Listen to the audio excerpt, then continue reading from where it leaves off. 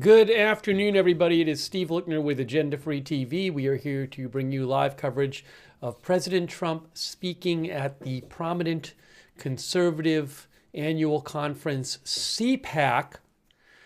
Trump is scheduled to speak at 2:30 p.m. We'll see if it actually starts at 2:30 p.m.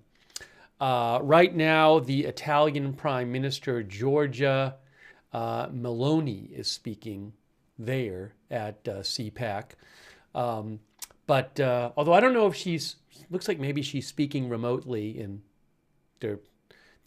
maybe she's not there at CPAC, but she's speaking to CPAC. But we're gonna bring you live coverage when President Trump speaks, and we're gonna catch you up on some other news updates.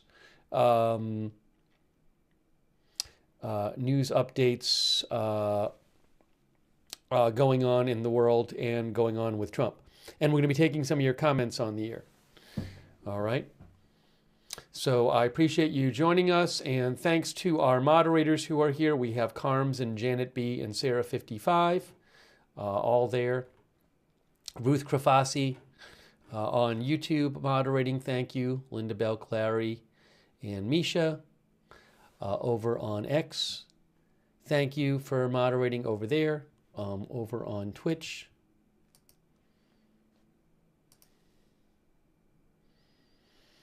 We have Matthew Kohai 3.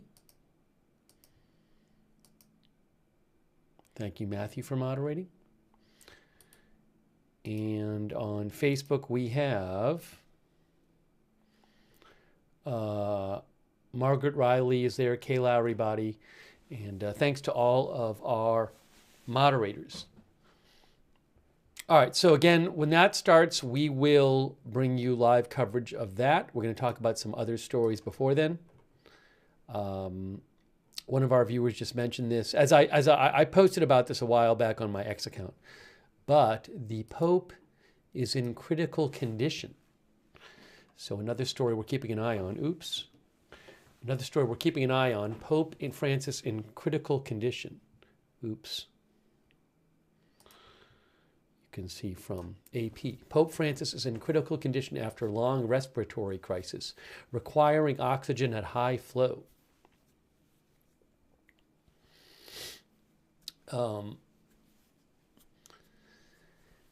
AP says Pope Francis was in critical condition Saturday after he suffered a long asthmatic respiratory crisis that required high flows of oxygen, the Vatican said. The 88-year-old Francis, who has been hospitalized for a week with pneumonia and a complex lung infection, also received blood transfusions after tests showed low platelet counts associated with anemia. The Holy Father continues to be alert and spent the day in an armchair, although in more pain than yesterday. At the moment, the prognosis is reserved, the statement said. Doctors have said Francis's condition is touch and go, and he is by no means out of danger. They have warned the main threat facing Francis would be the onset of sepsis, a serious infection of the blood that can occur as a complication of pneumonia. As of Friday, there was no evidence of any sepsis, and Francis was responding to the various drugs he is taking, the Pope's medical team said in their first in-depth update on the Pope's condition. Francis has chronic lung disease. He was admitted to the hospital on February 14th after a week-long bout of bronchitis worsened. I'm going to sneeze in a second. Excuse me. If I do, I will turn away. Doctors first diagnosed the complex viral, bacterial, and fungal respiratory tract infection and then the onset of pneumonia in both lungs. They prescribed absolute rest and a combination of cortisone and antibiotics, along with supplemental oxygen when he needs it. Dr. Sergio Alfieri, the head of medicine and surgery at Rome's Gemelli Hospital, said the biggest threat facing Francis was that some of the germs that are currently located in his respiratory system pass into the bloodstream, causing sepsis. Sepsis can lead to organ failure and death. Meanwhile, the Vatican hierarchy went on the defensive to tamp down rumors and speculation that Francis might decide to resign. There is no provision in canon law for what to do if a pope becomes incapacitated. Interesting. Francis has said that he has written a letter of resignation that would be invoked if he were medically incapable of making such a decision. The Pope remains fully conscious, alert, eating, and working. So he could end up resigning even if he is still alive. My best to him. I hope he recovers.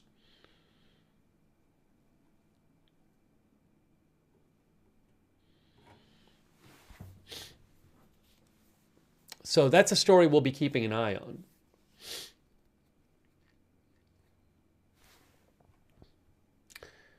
Raven Knight thinks he has to resign now.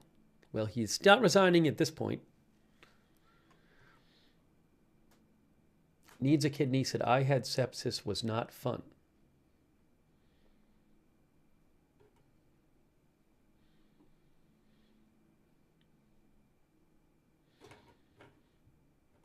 He has been Pope, I believe, since 2013, if I have that right.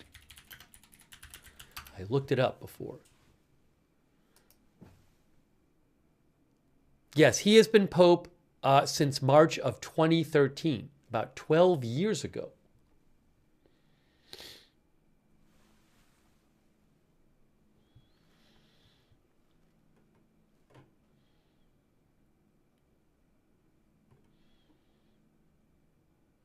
So wishing him the best. Okay, now.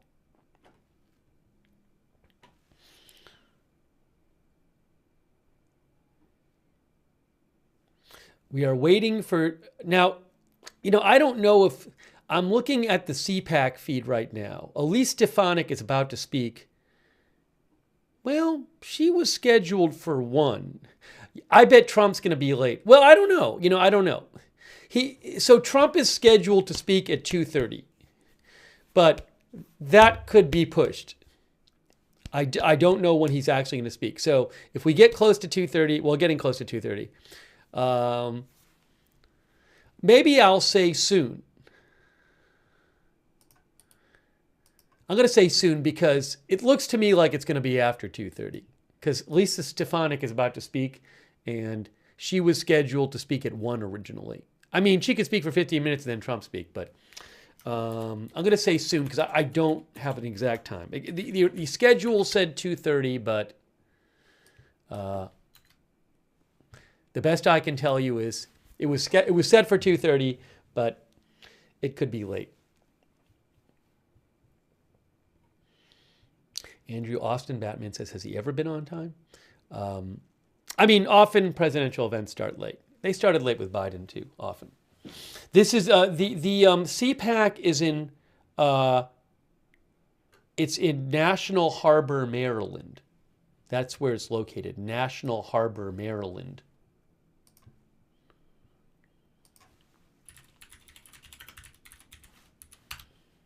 I'll show you where that is.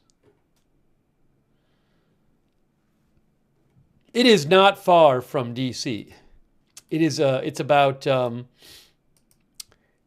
it's about like, it's like a few miles south of DC. Let me just pull up a map here and show you guys. But it's not far. Here. So National Harbor, Maryland is where this event is.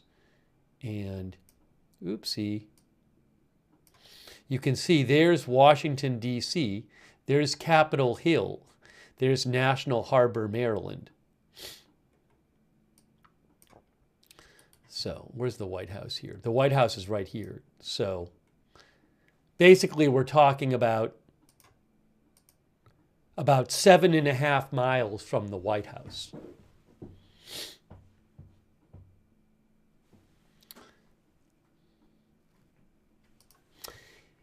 The schedule said, oh, now let me just show you here.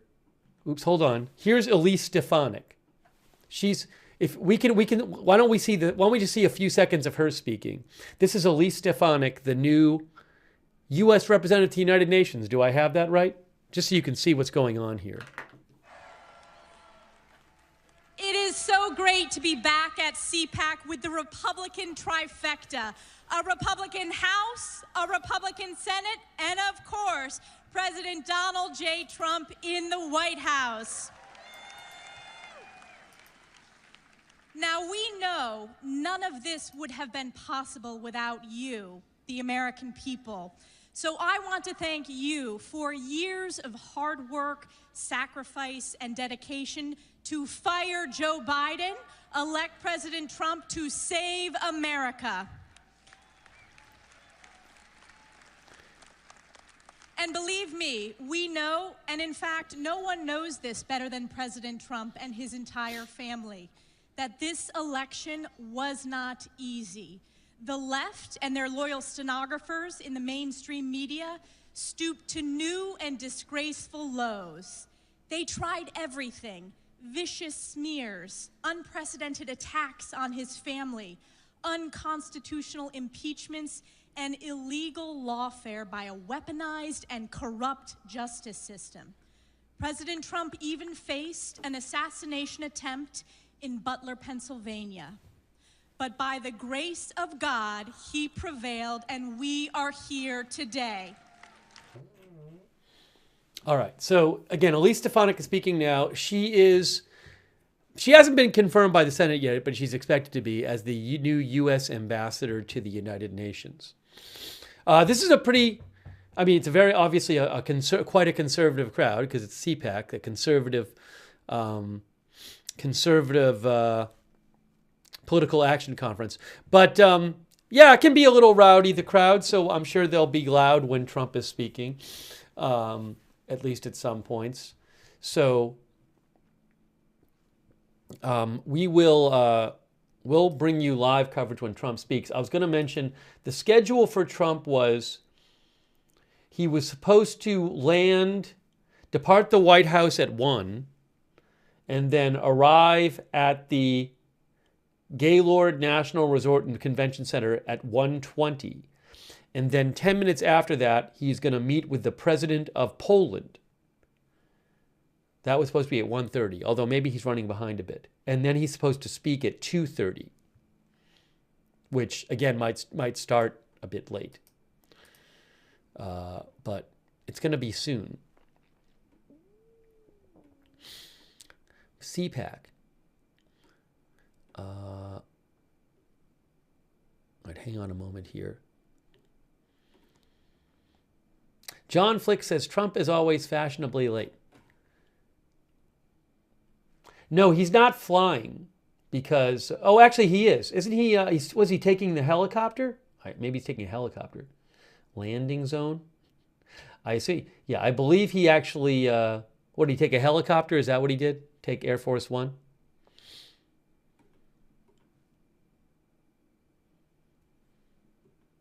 Air Force One says LD. Is it on flight radar? I didn't even check. A couple of our viewers are mentioning flight radar. Oh, Fred Flintstone said Fox showed the helicopter land. Well, there you go. Or Marine One. Yes, Air Force One is the plane, right? Would it be Marine One?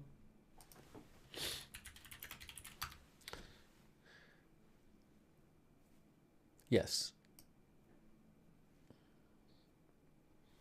You can see here. Marine Run, Wikipedia, the call sign of any United States Marine Corps aircraft carrying the President of the United States.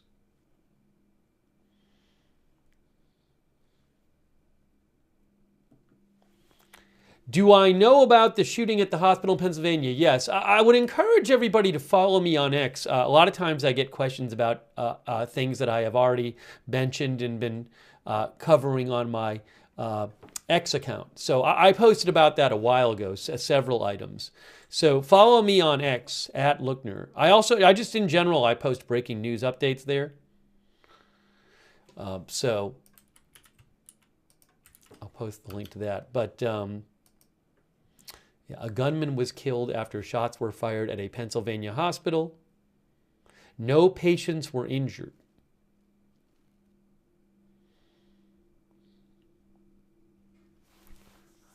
You can see there. This was in York, Pennsylvania.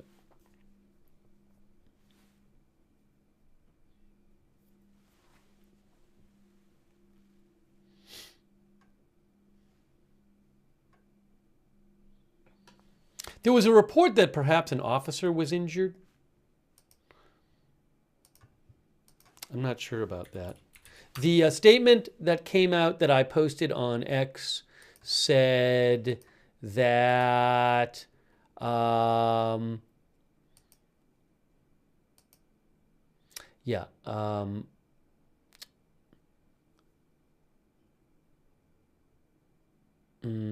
no, it said no patients had been injured. A hospital official at the hospital, according to York Daily Record, said that the gunman is deceased and no patients have been injured.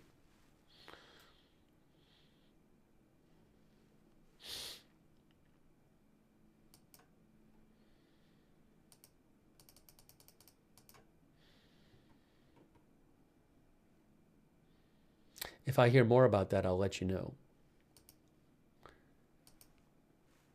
Okay. Also, this happened. One dead, at least 2 wounded in France knife attack labeled Islamic extremism by Macron. This is from AP. A knife attack today in eastern France left 1 dead and at least 2 injured, the National Anti-Terrorism Prosecutor's Office said. A 37-year-old Algerian man was arrested. The attack occurred in the French city of Mulhouse near Germany and Switzerland. French President Macron labeled the perpetrator an Islamic extremist and said the government has complete determination to respond to the attack. France has been on high alert for extremist threats.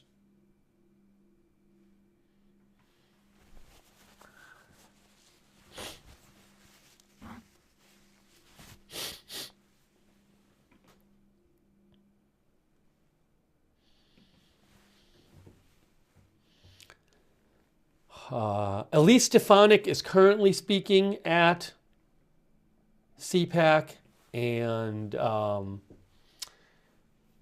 President Trump is supposed to speak soon. We will have live coverage when he speaks. There is Elise Stefanik speaking right there.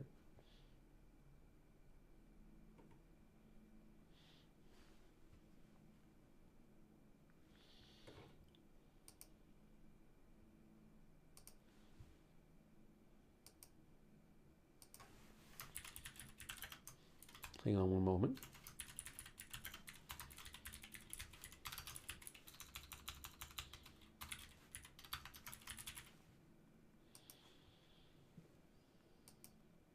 Thanks, by the way, to PZ Papa Zulu and Weasel Man. I appreciate your support. PZ Papa Zulu and Weasel Man. Why can't you hear her? Because I don't have the volume on. Because I was just showing you that she's speaking. I thought that was obvious when I was speaking. You know, sometimes on TV they'll show things without volume. So that's why I'm talking. I have made the editorial choice to not show her speech, and we're going to be talking about other news. I showed the start of her speech, but Oh, I just saw an update here. AZ Intel posted a report from WHP that said at least 4 people were hospitalized in shooting at UPMC Memorial Hospital. The thing is, the earlier statement said no patients were hurt. Okay, so Local 21 News reports, I'm reading a report right now from Local 21 News. WHP, York County, Pennsylvania. 4 people are hospitalized and a gunman is dead after a shooting at UPMC Hospital in York, Pennsylvania. The hospital said no patients were injured. Another hospital said it was treating 4 people injured in the shooting. Could it be non-shooting injuries? Possibly. You could have non-shooting injuries. I mean, there could be police hurt as well, but I'm not really sure what's going on with that. Again, it's not specific. A hospital said that Wellspan York Hospital has evaluated 4 individuals for treatment. We are unable to share details about specific patients due to HIPAA privacy limitations. So I'm just not sure if those people were shot or they had some other sort of injuries. I mean, for example, you could imagine somebody can get hurt running away from a shooting. Somebody could get hurt if there was a shooting right near them. I would assume it could hurt their ears, right? If the shooting is right near them. Sea Turtle has heard that maybe other people like police and a physician and a nurse were shot. I haven't heard that myself, but if I get more information on that, I will let you know. I had heard a report of a possible police officer getting shot earlier. And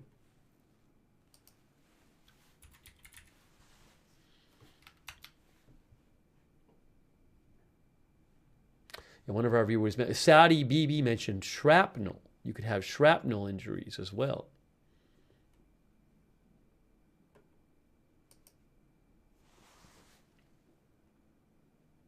Oh, ABC News reported at least 2 law enforcement officers and a nurse sustained gunshot wounds.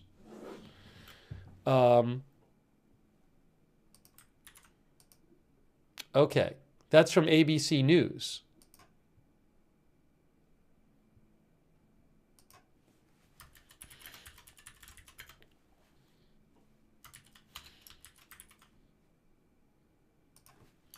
ABC News said at least and they say the suspect died of a self-inflicted gunshot wounds. At least 2 law enforcement officers and a nurse have sustained gunshot wounds at hospital shooting in York, Pennsylvania, in York County, Pennsylvania.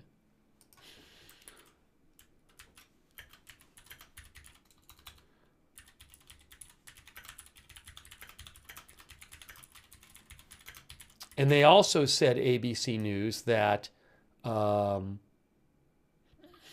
suspect opened fire when the police department responded, tried to barricade himself inside the hospital. Suspect is believed to have died from a self-inflicted gunshot wound. Uh-oh, I'm getting some autoplay video here.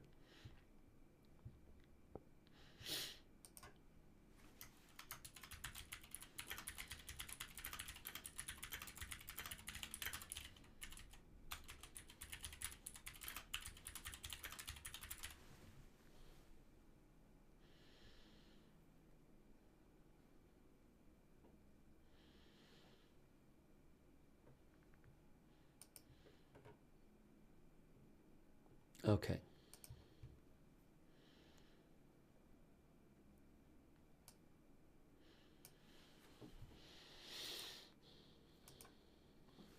Yeah, the hospital said no patients have been injured. So Again, 4 people reportedly hospitalized in that shooting.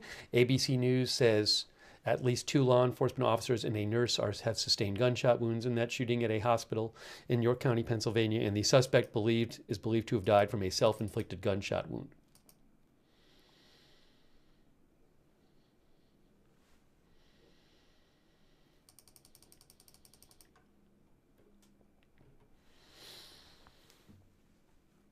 Okay, we are waiting for President Trump to speak. As soon as he starts, we will have that for you. Hold on a second here. I do have a live shot of the St. Peter's Square in Vatican City, and also maybe the exterior of the hospital in Rome where the Pope is being cared for. But I'll show you right now I can show you the Vatican City shot. As we mentioned earlier, Pope Francis is in critical condition. Hang on a moment here.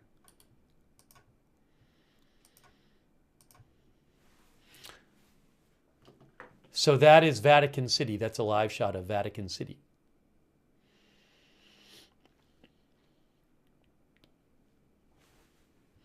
We will be keeping an eye on that story. Thank you, Buddy Love, by the way, and also Seize the Day.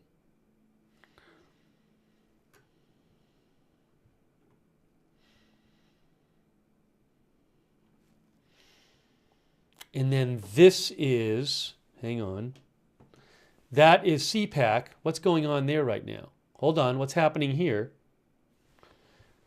Are they playing something? Why can't I hear anything?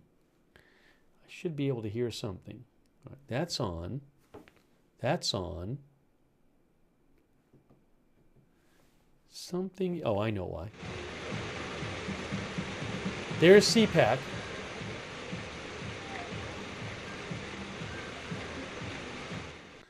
You're looking at CPAC Live. That is a live shot of CPAC via Reuters.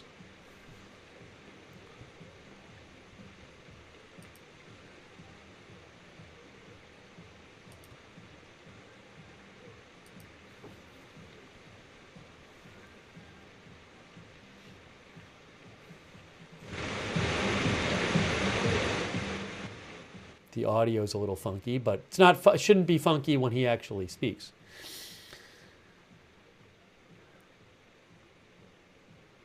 You know, he was scheduled to speak at 2:30, and it's now 2:28. So, but there's a couple other speakers who are going to speak too. Actually, Jim McLaughlin and Matt Schlapp were going to speak. So I don't know if they're going to speak now and then Trump. We'll keep an eye on it for you. CPAC is an annual conservative conference where many prominent conservatives appear at this conference every year.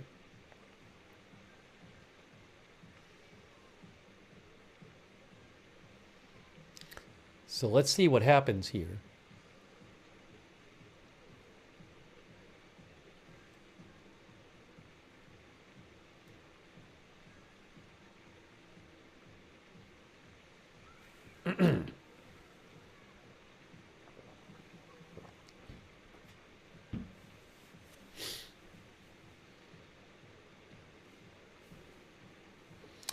One moment here. One moment here.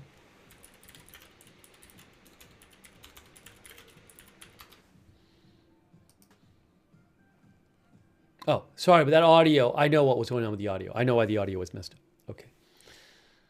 Sorry about that. It's not messed up now. I can't play the music though. I can't play the music. So we'll wait and see what happens. It's possible he'll speak next. That is possible.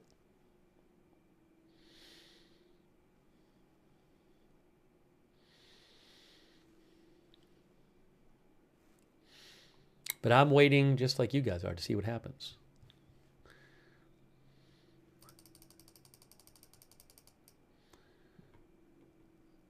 right, hang on here.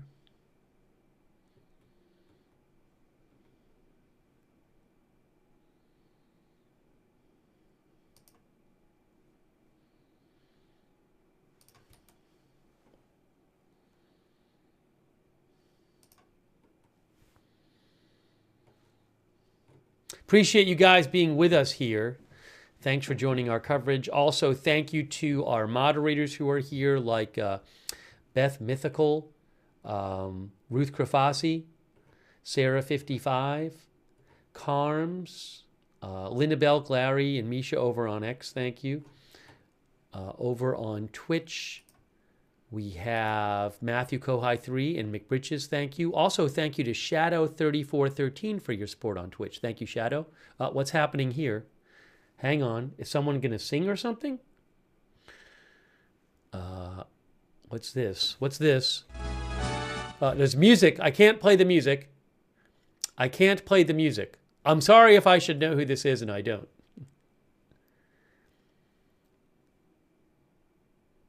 Oh, beautiful. Okay. America the Beautiful, right? That's what she's saying? I don't know if this is some sort of copyrighted version, so I'm gonna be cautious and not play the music.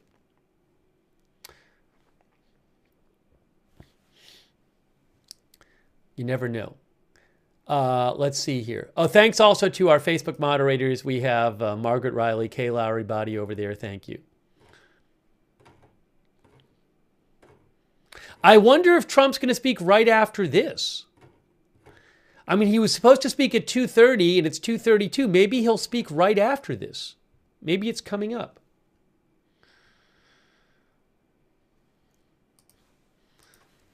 And you never know when he speaks. I mean, he could make some kind of announcement about Ukraine or something like that. Who knows?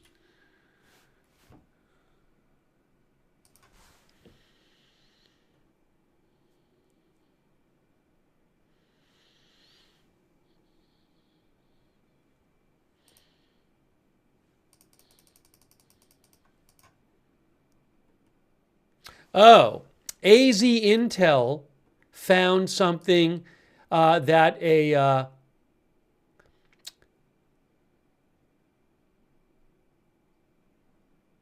police officer was killed in the shooting at the hospital in York, Pennsylvania. AZ Intel found a post from West York Borough saying that an officer had been killed, sadly, in that shooting at the hospital.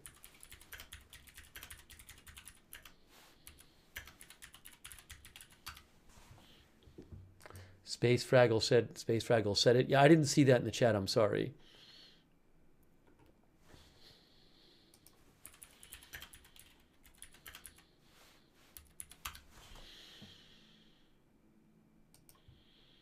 Yeah, West York Borough said West York Borough police officer Andrew Duarte died in the incident today. That's sad.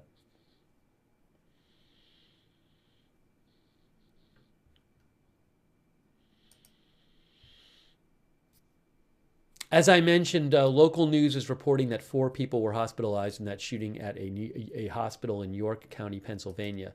ABC News reported at least 2 law enforcement officers and a nurse sustained gunshot wounds. The shooter apparently killed himself.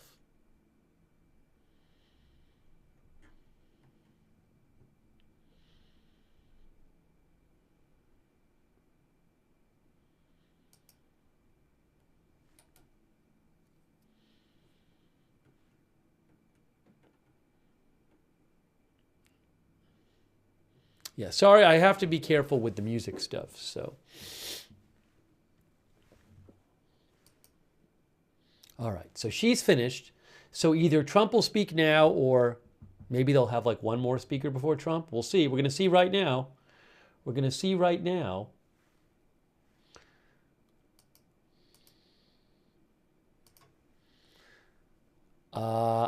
I think that might be Matt and Mercedes Schlapp.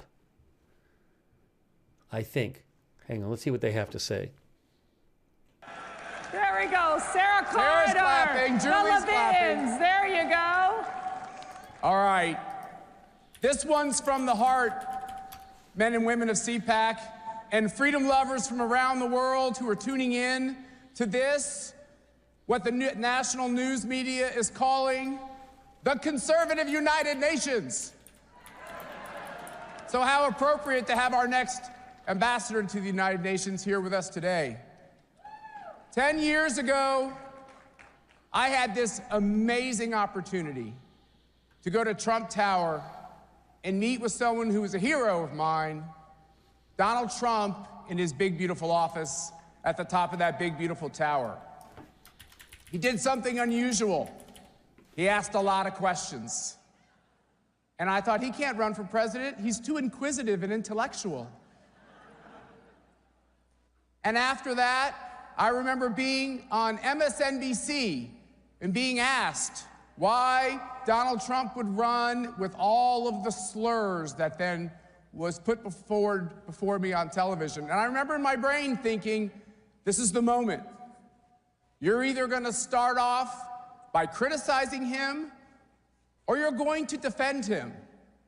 And then this wonderful path started of standing up for this outsider and telling establishment Republicans and establishment conservatives that the old way was broken and it wasn't working.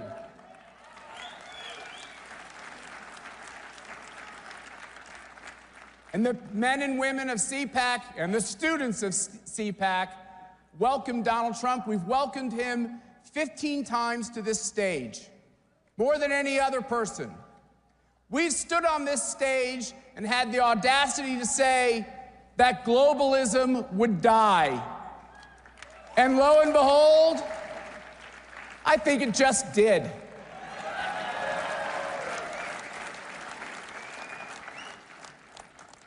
And when Donald Trump decided to run for president again, we never listened to the siren songs when people told us it was time to listen to someone new or take a different path.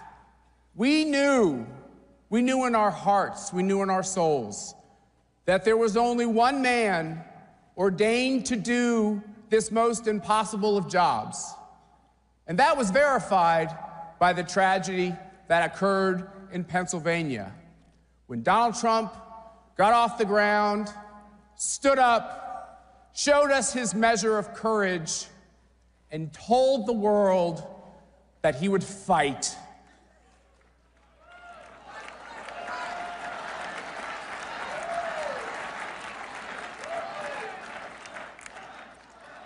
For mercy and honor, for mercy and me, this is a great honor. We've been doing this for like literally half our marriage. It's been the greatest professional and personal privilege of our lives to be a part of the resurgence of America and the defense of freedom. And this year, we're so proud to say that because of all of your hard work, America is back on track. And at CPAC 2025, it is our honor to present to you your president and freedom's leader, President Donald J. Trump. Okay, I can't play the song. Here comes President Trump. Wow, almost right on time. Only 9 minutes late. So here is President Trump. We're going to listen to him speak. I can't play the song, but I will have his speech for you. As soon as the song starts playing, I will turn the audio on. Okay? So he is out. They are playing Lee Greenwood. People are clapping. Let me just say,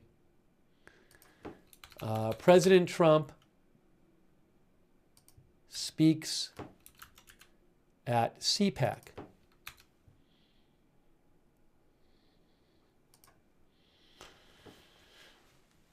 Conservative Political Action Conference. All right, hold on a second here. I think the song is still playing. He is standing there. Yeah, this was pretty much right on time. Fine with me.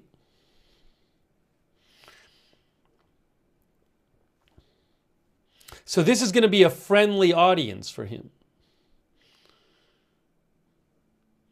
The person who introduced him was Matt Schlapp, the chairman of the American Conservative Union,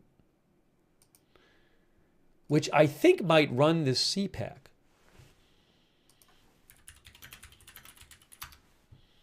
Yes, they host CPAC, the American Conservative Union. All right, hold on a second.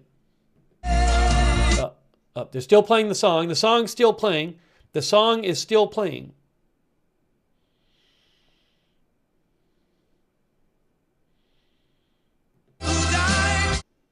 The song is still playing.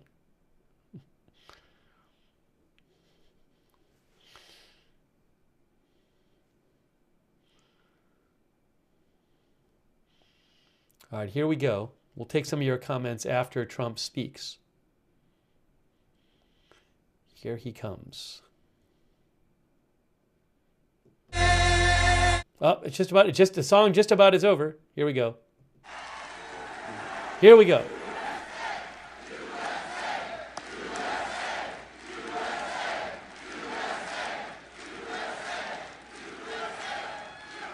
Thank you very much. Thank you. Thank you.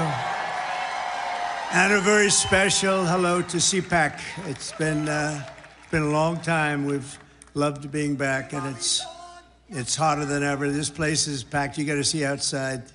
They don't know what's happening. They have no idea what's happening. And a friend is here from Argentina, and a friend is here from Poland. Stand up.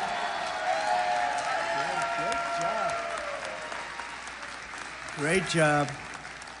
Thank you. Thank you very much. Welcome back to the nation's capital, where our movement is thriving, fighting, winning, and dominating Washington like never before. Nobody's ever seen anything like this before. They used to have little smaller crowds here. It's a little bigger. The fraudsters, liars, cheaters, globalists, and deep state bureaucrats are being sent packing. The illegal alien criminals are being sent home. We're draining the swamp, and we're restoring government by the people, for the people. For years, Washington was controlled by a sinister group of radical left Marxists, warmongers, and corrupt special interests who drained our wealth, attacked our liberties, obliterated our borders, and sucked our country dry. Not any longer. But on November 5th, we stood up to all the corrupt forces that were destroying America. We took away their power. We took away their confidence. They lost their confidence, you know? Do you ever watch? They lost their confidence. Oh, it's so nice to watch. And we took back our country. And we must be doing something right, because we've got the highest poll numbers that I've ever had and that any Republican president has ever had.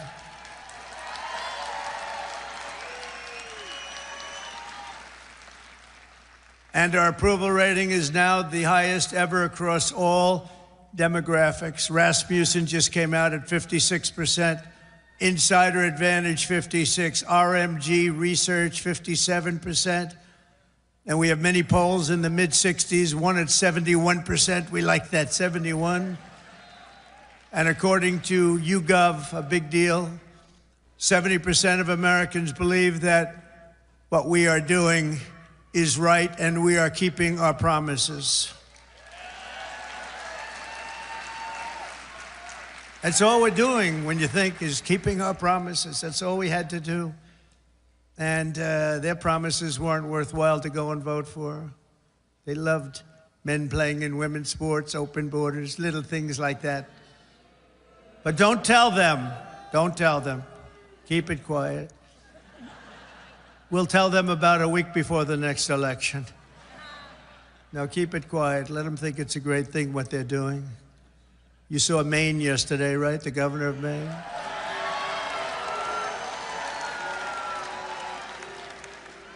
She's fighting to keep men in women's sports. You ever see what happens to a woman when a woman boxes a man who transitioned to womanhood? Did you ever see what happens? It's not pretty. It's not pretty. Let her do that fight. Let them all do that fight. Because I think that's about a 90-10 issue, and I can't figure out who the 10% are. Nobody can. So today I want to say thank you to all of the incredible patriots of CPAC and all of the incredible patriots in our country. 77 million, and it's actually much more than that, because despite that, they cheated like hell. It was just too big to rig. It was too big to rig. 77 million. Remember, you used to go, I said, look, we're leading in the polls by a lot. Don't believe the polls. Just go and vote. You got to vote. We're going to make it too big to rig. And they tried, but it was too big to rig. One of the great statements. We love it, because everybody went and voted. We fought through hell together, but in the end, we achieved the great liberation of America. We're liberating our country right now. We're doing all these things that you're reading about. We're liberating our country. I first spoke to this gathering 14 years ago, and I won your straw poll. I didn't know anything about a straw poll. They took this big straw poll, and I won by like 27 points. And I figured, you know, that's good. Maybe I should keep doing it, and I did. And I became president. Isn't that great? Who would think? Who would think? But he became president, too. He's a MAGA guy, too. Make Argentina great again, right? Make Argentina great again. I kept hearing about this man. I kept hearing about this man in beautiful Argentina, and it is beautiful, but boy, did it have inflation. Inflation made it less beautiful. I hear you're doing fantastically. We're very proud of you, actually. And make Argentina great again. Thank you very much. Great honor to have you. But now it's my honor to address you for the first time as your 47th President of the United States. Great honor.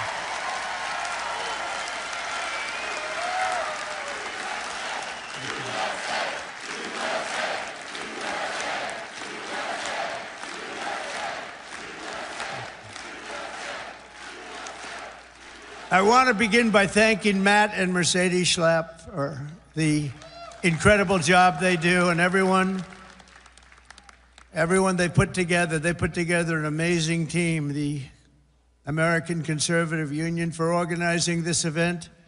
You have some big players here. Senator Ted Cruz, Eric Schmidt, Jim Banks of Indiana. Where's Eric? Where is Eric? Is it? Hello, Eric.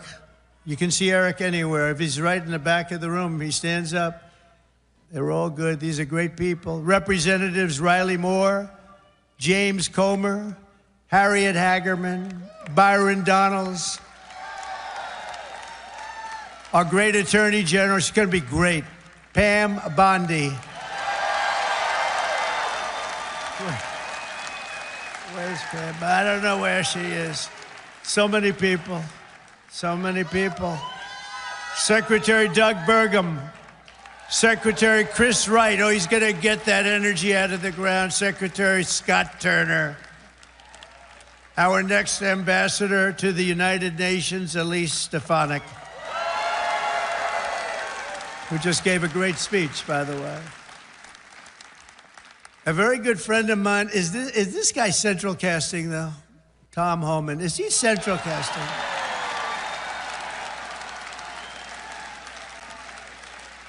Where is it? Hello, Tom.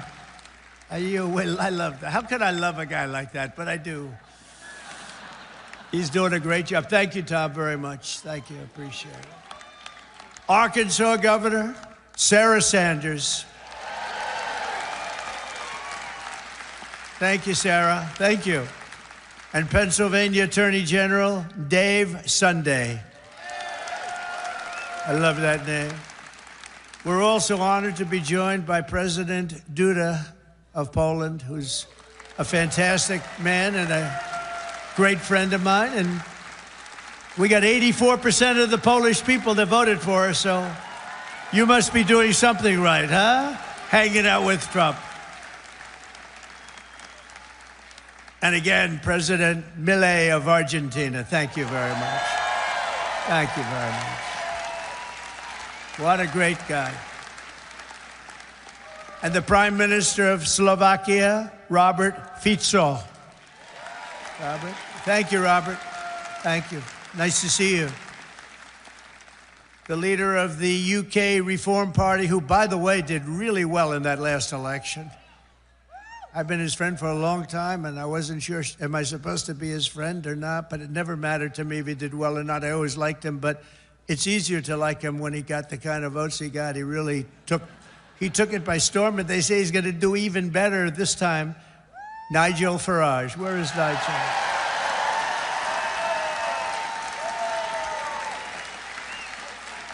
Thank you, Nigel. Thank you. What a great guy. The leader of Spain's Vox Party, Santiago Abascal. Thank you, Santiago. Thank you. Thank you very much. I thought that was you. Thank you very much. Great job you're doing. And a friend of mine, Eduardo Bolsonaro of Brazil, the Chamber of Deputies. Thank you. Thank you. Say hello to your father. Thank you very much. Great family. Great gentleman and your great family. And our great First Lady, Melania, is watching us right now on television. So give her a hand. Give her a hand. Whoa.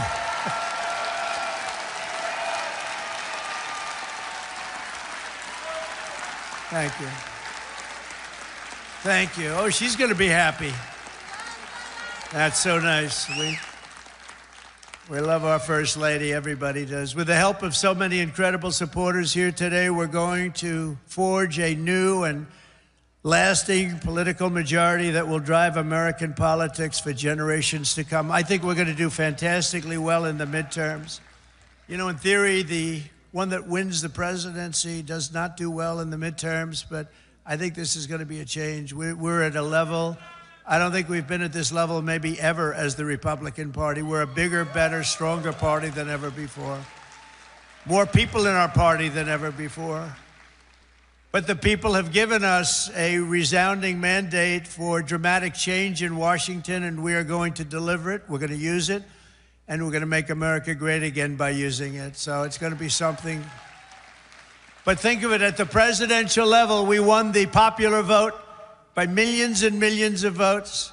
We swept all 7 swing states: Michigan, Wisconsin, Pennsylvania, North Carolina, Georgia, Arizona, Nevada, all by great margins. We won 85% of all of the counties in America. That means that map was red. Did you ever see the map? Did you see the certified map? Where is it?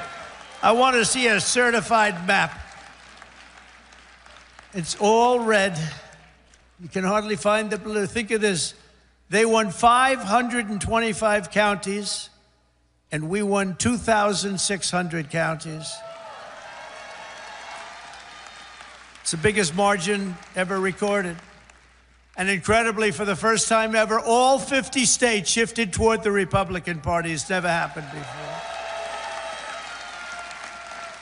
So it was indeed too big to rig.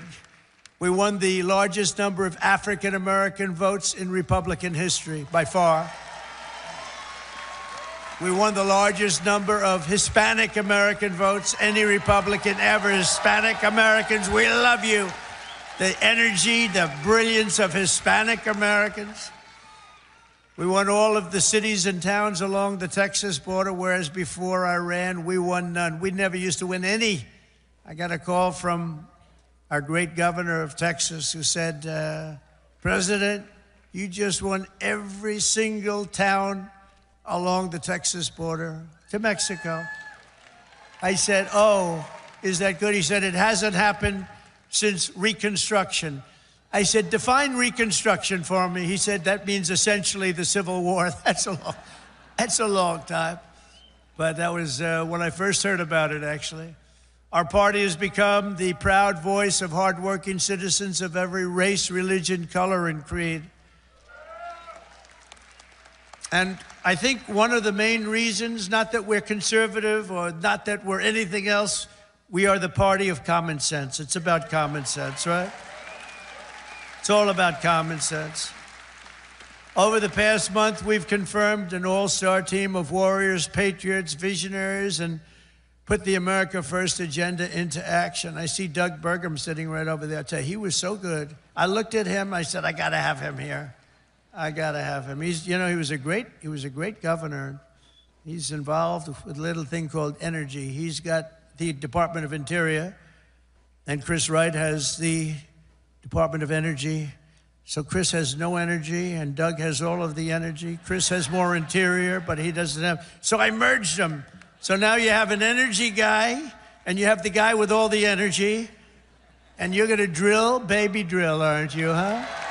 Drill, baby, drill. And Catherine, stand up. His wife is incredible. She is such an incredible woman. Incredible woman. You got very lucky, Doug. It's good to be successful, isn't it, Doug? She's an incredible woman. He's an incredible guy. In addition to the great cabinet secretaries we have here today, we confirm Secretary of Defense Pete Hegseth to end the woke insanity and rebuild our military. Pete is fantastic. Thank you. To stop the weaponization of federal law enforcement, I know about that, I think, better than any human being on earth. This week, we swore in a new director of the FBI, somebody that everybody wanted, Kash Patel.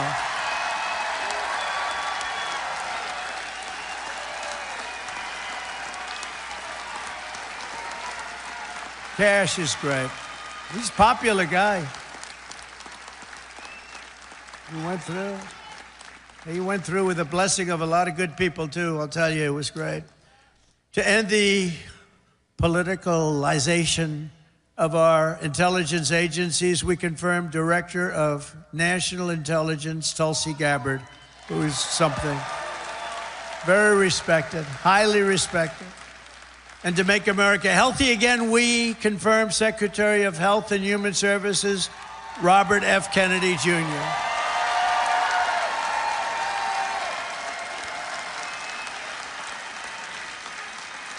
Great guy. We need him.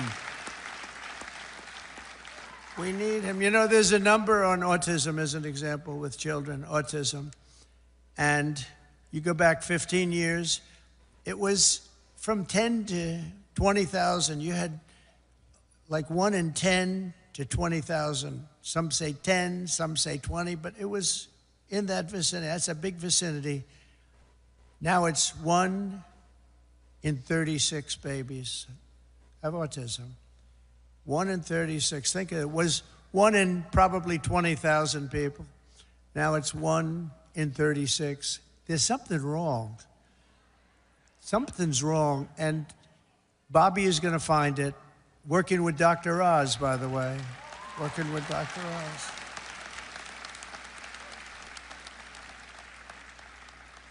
Together, we've achieved more in 4 weeks than most administrations achieve in 4 years. We made a lot of progress. I heard O'Reilly last night say Donald Trump, for the first 4 weeks, is the greatest president ever in the history of our country. That was O'Reilly. Bill O'Reilly is all right. You know who he said second was? George Washington. That's not bad. I beat George Washington. I love beating George Washington. Thank you, Bill. On our first day in office, we declared a national emergency at our southern border. After years of politicians using our military to defend foreign borders while leaving our country defenseless and helpless, we deployed a group of people, active duty troops, to defend our border and repel the invasion of our country. This was an invasion. You know, we had a great first term, a really great first term, and I called it an invasion, and we had great numbers, but now we have the best numbers we've ever had. We've never had numbers like this. We've done it all in 4 weeks. Think of it. That was Tom Homan, Kristi Noem, the whole group. When day one, I ended the catch and release. I reinstated remain in Mexico when I signed an order that will end birthright citizenship for the children of illegal aliens. Because it wasn't meant for these children. It wasn't meant for people that escaped or invaded, came into our country illegally. It was meant for the children of slaves. Because when it was done, many, many years ago, it was during a very tough period in this country's history, and that was meant for the children of slaves. I wish people would understand that so they could get this thing approved and we don't have millions and millions of people coming into our country and they shouldn't be here. This week, I also canceled temporary protected status for migrants from Haiti. They're pouring into our country, pouring in. If I weren't elected president, there'd be nobody in Haiti anymore. They were pouring in at levels from other countries too, all over Africa, the Congo, all over South America. And they were coming in from prisons and mental institutions and insane asylums, jails, and gang members. And you have to see gang members, drug lords, people that are drug addicted. They were sending them all into our ridiculous and very stupid Biden open border. Our border czar was Kamala. Haven't said that name in a while. I haven't said that name. No, I haven't said that name in a while. Kamala. I'll bet nobody knows her last name. Nobody ever knows her last name. Even during the campaign, you'd have to say Kamala. It's strange, you know, a little different name. Kamala, because her last name was Harris. I used to say Senator Harris. Nobody knew who the hell I was talking about. So I had to go Kamala. But think of it, I was beating Joe badly, really badly, and they changed him. I'm the only one that ever had to beat two people. I had to beat two. Had to beat two. We beat two. I didn't beat. You beat. You beat two people. No, he was doing badly. That's like the great Dana White. He has a fight, and one guy's doing really badly, so when they take him out, they put another guy in the fight, the same guy that's... I had that. Never happened before. A lot of things we do never happened before. Do you ever notice that? We're the first in everything. So we beat two candidates. They said, who do you run against? Well, we ran against Biden, and we ran against Kamala Harris. But illegal border crossings now have plummeted by almost 100%. The border czar never called the border, never called the great people of the border. They have unbelievable... I called them so much they couldn't take my calls. They hated me. But then they became to love me. You know why? Because the border people want to have great borders. But you have to call them on occasion. How are we doing today? Pete, how are we doing? You have to call. And we called the right guys. I became friends. You know, the Border Patrol endorsed me. And these people, you have no idea. They weren't supposed to, because you're not supposed to do that.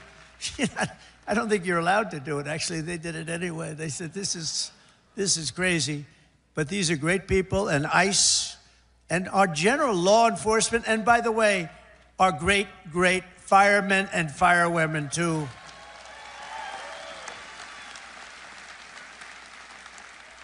They were great. They all endorsed us. With the police, we got high 90s in terms of, and many of them were unionized, you know. We have a young lady who's right now going for the Department of Labor, and she tends to be a little bit on the slightly left of center. And everybody said, why did I do that? I said, you know why I did that? Because unions like her, and labor likes her, and a lot of people like her, and she's very solid, very strong, and she's going to do the right thing. But they all voted for us. They didn't vote for me, they voted for us. We got the Teamsters, we got the firefighters, we got the police, we got the auto workers, were so great. We had tremendous support, so I think it's nice to give them a person in the center, because that's what she's going to be very good, I think. But a lot of people say, why'd you do that? I said, because I want to do something nice for these people that voted for me. Oh, gee, what a great political move that was. Now they're all saying, what a great political move. No, it's all common sense. Remember that. Remember that. Sean O'Brien was fantastic. The whole group, they were great. Over the past few weeks, we've begun the largest deportation operation in American history, larger even than that of President Dwight D. Eisenhower, a very moderate man, but he was very strong on that. He didn't like people running into our country and taking over our country. I'll tell you, I had 4 years. I don't know if you had this. I couldn't stand it. Don't get angry. Donald, don't get angry, please. I couldn't stand it. Watching these people come in from jails and mental institutions and the worst criminals in the street, gang members being dropped off in buses and bussed into our country. I couldn't stand it. So I said, I'm going to run for president again. And now we don't have that problem. Now we don't have that problem anymore.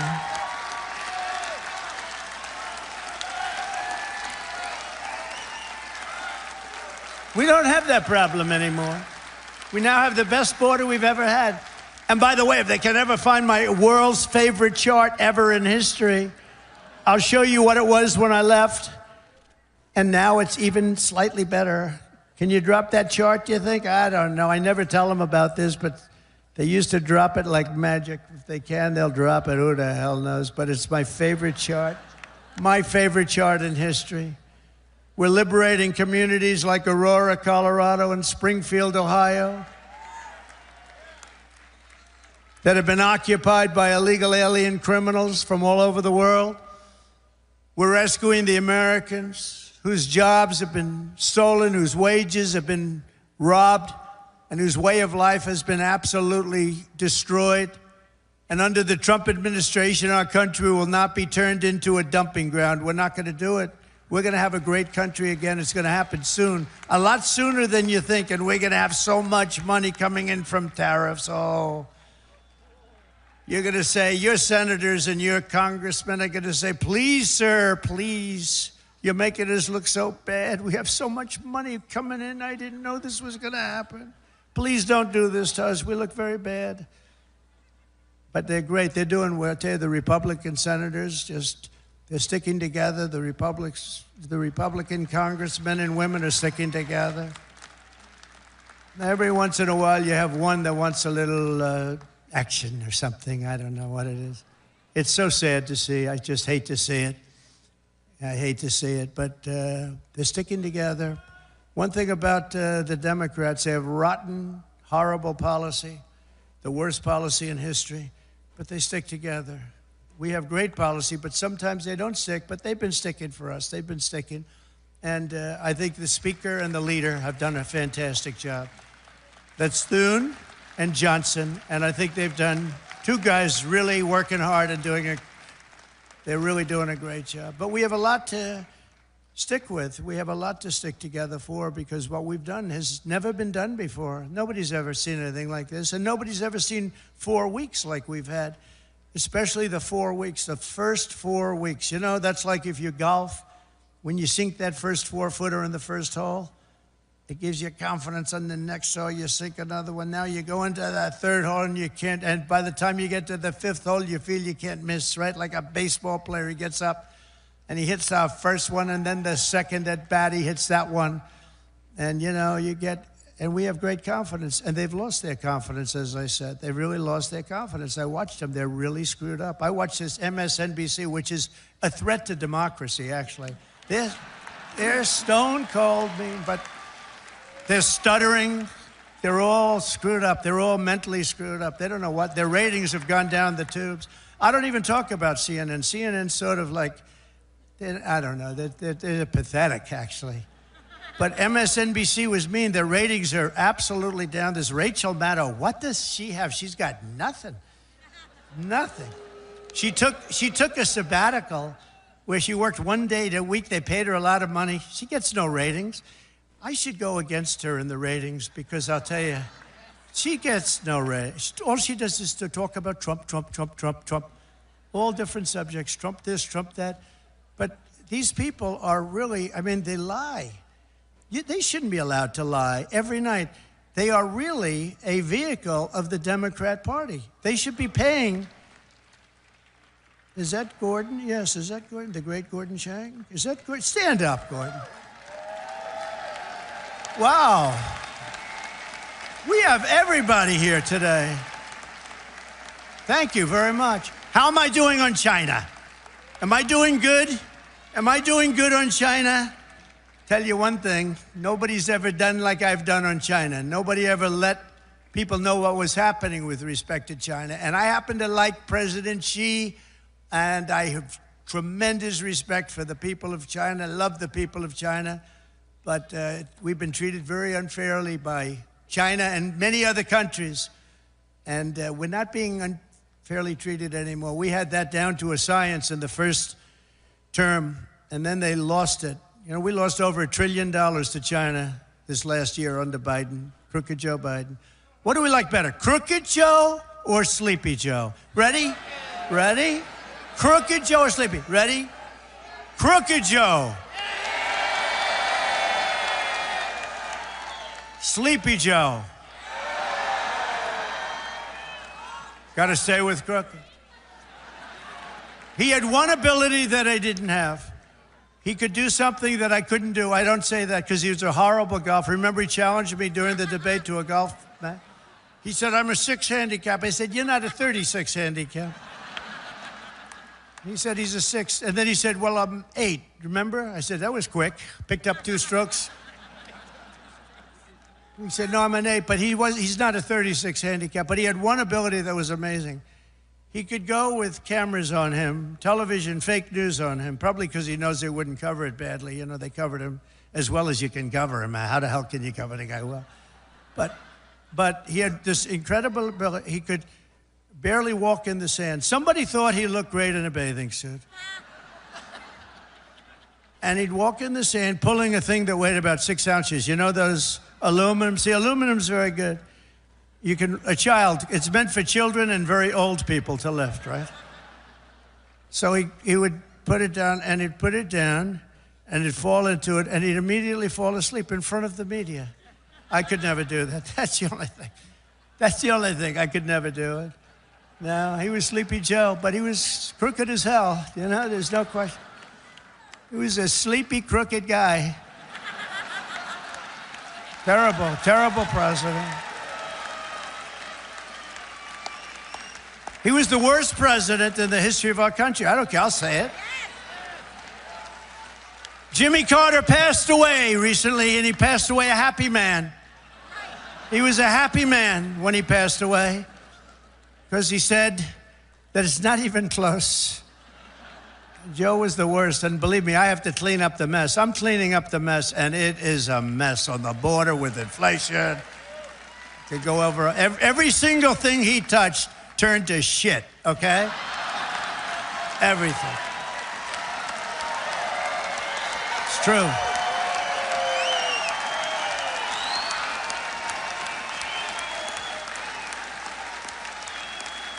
It's true. That's true. Now Franklin Graham's angry at me. You know that. Franklin wrote me a letter. He said, I love your speeches. I love them so much. But they'd be better if you would never use foul language. And I told him, I said, Franklin, you know, Franklin Graham's a great guy, by the way, does a great job. The son of the great Billy Graham, right? But I said to Franklin, you know, sometimes you need it for emphasis. And he said, no, they'd be even better if you wouldn't use any bad language. That's not really a terrible word, you know. But that's a much more appropriate word, a better. What word would I use to describe? What word could I use? It's and we have to be truthful too. So you know, all countries are now taking their illegal aliens back, even those that stated strongly, "We will never take them back. Don't ever send them to us." But they said that during the Biden administration. They never said it during my administration. Venezuela's taking them back. Colombia's taking them back. Remember, Colombia said, we will not take them back, he said. And within about 13 minutes, I think, we would love to take them back. In fact, we will send our planes to pick them up. Remember? And they said, what happened? What happened? And you see these Venezuelan planes loaded up with some real nice people. You wouldn't have wanted to be the pilot on any of those planes. But they know we're not playing games, and just this week I officially designated bloodthirsty cartels and murderous gangs as foreign terrorist organizations, something which Biden didn't want to do and nobody wanted to do. It's true. The full might and power of the federal government will now be dedicated to eradicating MS-13, Tren de Aragua. That's the Venezuelan prison gangs. These are very nice fellows. The only thing good about them is they make our criminals look like nice people. It's true. Remember when they used to say, people that come in from foreign countries are nice people. These are wonderful people. These are good people. They're not murderers. They're not terrible.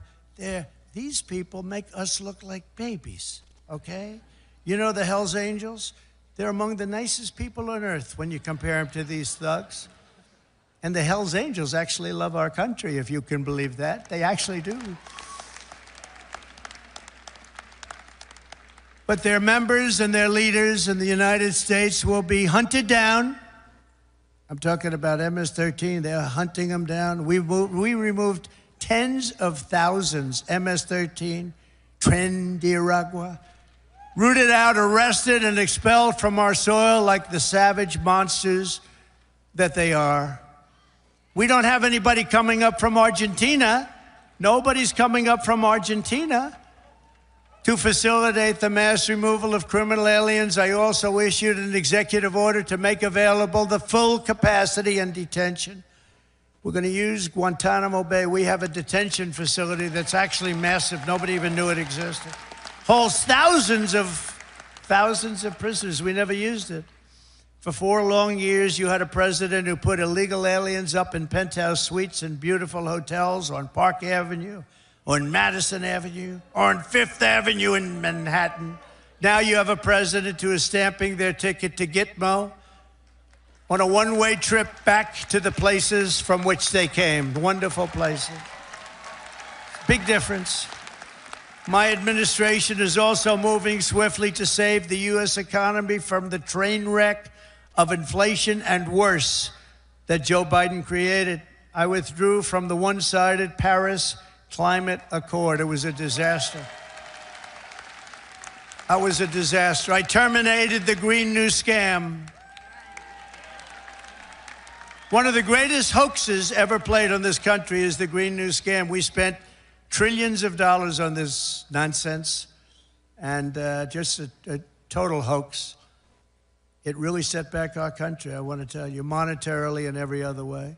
And I canceled Joe Biden's insane electric vehicle mandate where everybody has to have an electric car. And if you want an electric car, get an electric car. If you want a gasoline-powered car, if you want to have a hybrid, you get it. The only thing you can't do is a hydrogen-powered car. You know why? They said it really works great, but when it doesn't work, you never find the body. That's a bad sign. You know, when it doesn't work, they found the body on a tree about 250 yards up the road. It's seriously bad. So we'll leave hydrogen out of it for a little while, I think, or maybe permanently. I'd say permanently. To crush inflation by slashing spending, I imposed an immediate federal hiring freeze, a federal regulation freeze, and a foreign aid freeze. We're given to countries that hate us. We're giving billions and billions of dollars to countries that hate us. And I signed an order creating the Department of Government Efficiency. You probably haven't heard of it, which is now waging war on government waste, fraud, and abuse. And Elon is doing a great job. He's doing a great job.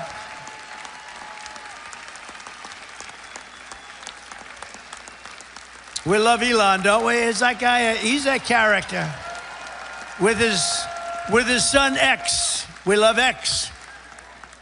He's the only one can get away. His son's really named X. He's the only one can get away with naming his son X. If we ever did it, they'd say, you're crazy. But he's great. He's doing a great job. And He doesn't need this either. He doesn't need it, but he wants to see, he's a patriot. People said, well, what official position does he have? I said, patriot. Oh, they didn't know. They said, that was good. He's a patriot. Here are some of the flagrant scams that, as an example, they've spent money on and we've been able to recapture for a large dose of it at least. $520 million for a consultant to, think of that, $520 million, $520 million. When I hire consultants and they just take advantage of me, it's a horrible thing to watch. And I give them $25,000, I feel I'm overpaying. These guys got $520 million. Environmental, social, governance, and investments in Africa. $25 million to promote biodiversity, conservation, and socially responsible behavior in Colombia. This is Colombia, South America, not Columbia University. Of course, that might be worse, actually, based on their actions. $40 million to improve the social and economic inclusion of sedentary migrants. Nobody knows where. Who are they? Where do they come from? Just sedentary migrants. Nobody even knows what a sedentary migrant is. If they were sedentary, they wouldn't be a migrant, right? They wouldn't move. No, they wouldn't move. They'd stay in the same place. Right, Doug? $42 million for social and behavior change in Uganda. $10 million for Mozambique medical male circumcisions. Why are we going to Mozambique to do circumcisions? It's a lot of money. $14 million for improving public procurement in Serbia. Here's a beauty. $486 million to a consortium of elections and political process strengthening ideas, of which $22 million goes to inclusive and participatory political process in Moldova. $29 million goes to strengthen the political landscape and help them out so that they can vote for a radical left communist in Bangladesh. You had to see who they supported. You wouldn't believe, yeah, you would believe it. Nobody in this room would be in that group. $20 million for fiscal federalism and $19 million for biodiversity in Nepal. $47 million for improving learning outcomes in Asia. $18 million for helping India with its elections. Why the hell? Why don't we just go to all paper ballots? Let them help us with their elections, right? Voter ID. Wouldn't that be nice? We're giving money to India for elections. They don't need money. They take advantage of us pretty good. One of the highest tariff nations in the world. We try and sell something, they have a 200% tariff, and then we're giving them a lot of money to help them with their election. $32 million for the Prague Civil Society Center. $14 million for social cohesion in Liberia. $9.7 million to develop a cohort Cambodian youth with enterprise-driven skills. Think of that. Millions of dollars for sex change operations in Guatemala. $20 million for Sesame Street in Iraq. They put on a little play on the street. $20 million. You could do it on Broadway and have $19 million left over. No, it's a scam. They get kickbacks and all sorts of things. It's a scam. Who ever heard of it? Think of it, $20 million Sesame Street, a play. We're also uncovering outrageous incompetence and fraud in the Social Security. We have, look, let's assume that people, generally speaking, in our case, and everybody in this room, we're going to all live way over 100, but this is a little ridiculous because not too many people are going over 100. Everybody, hopefully, in this room will. But there are in the Social Security ranks and files. And what we're doing now is finding out, do they get paid? Do they get paid? In other words, is somebody taking all of this money? So they have over 100 to 109, 4.7 million Social Security numbers. Think of that, from people whose age is over 100. 3.6 million people whose age is over 110 years. 3.47 million people who are over 120 years of age. 3.9 million people whose age goes from 130 to 139 years of age. 3.5 million whose age goes from 140 to 149 years old. 1.3, see, it's coming down now slowly. No, it's all a scam. The whole thing is a scam. 1.3 million people, 1.3 who are over 150 years of age. And over 130,000 people are listed on our Social Security rolls as over 160 years of age. Now the final is at 1,039, so now we're down into reasonable numbers. 1,039 people are listed between the ages of 220 years old to 229. And we have one person who's listed at 241 years of age. And we have one person listed at 360 years of age, an all-time record, and our country's 250 years old. So that person's substantially older than our country. Under our administration, there will be no tolerance for Social Security fraud. We will not allow anyone to cheat our seniors, and those who will do that will be prosecuted by Pam Bondi and others. We are also going to Fort Knox. I'm going to go with Elon. And would anybody like to join us? Because we want to see if the gold is still there. We want to see. Wouldn't that be terrible? We open up this Fort Knox. It's just solid granite that's 5 feet thick. The front door, you need 6 musclemen to open it up. I don't even think they have windows. Wouldn't that be terrible if we opened it up and there was no gold there? So we're going to open those doors. We're going to take a look. And if there's 27 tons of gold, we'll be very happy. I don't know how the hell we're going to measure it, but that's okay. We want to see lots of nice, beautiful, shiny gold in Fort Knox. Don't be totally surprised. We open the door, we'll say, there's nothing here. They stole this too. No, we have a very corrupt group of people in this country, and we're finding them out. We're removing all of the unnecessary, incompetent, and corrupt bureaucrats from the federal workforce. That's what we're doing. And under the buyouts, we offered federal employees more than 75,000 federal bureaucrats. Think of that. Have voluntarily agreed to surrender their taxpayer-funded jobs. We want to make government smaller, more efficient. We want to keep the best people, and we're not going to keep the worst people. And you know, we're doing another thing. If they don't report for work, we're firing them. In other words, you have to go to office. Right? Right? Look at her. If you don't report to work, you know, that's another scam. You know, who the hell, if I'm staying home, I'm going to, let's see, my golf handicap would get down to very low number. You'd be shocked if I told you the real number. But I would be so good, I'd try and get on tour. I would be so good. I'd call up, I'd say, listen, I'm really working here. Where are my clubs? Where are my clubs? Either that or, in many cases, they have second jobs while they're getting paid by us. So one of the reasons they're leaving is because they don't want to have to show that. And we're demanding to see that information. How many jobs have you had? Who paid you while you were working for the government? And we are demanding that people, if they work for the government, they have to show up and sit in an office and do their job, right? And we've also effectively ended the left-wing scam known as USAID, the agency's name. Has been removed from its former building, and that space will now house agents from Customs and Border Patrol. Beautiful.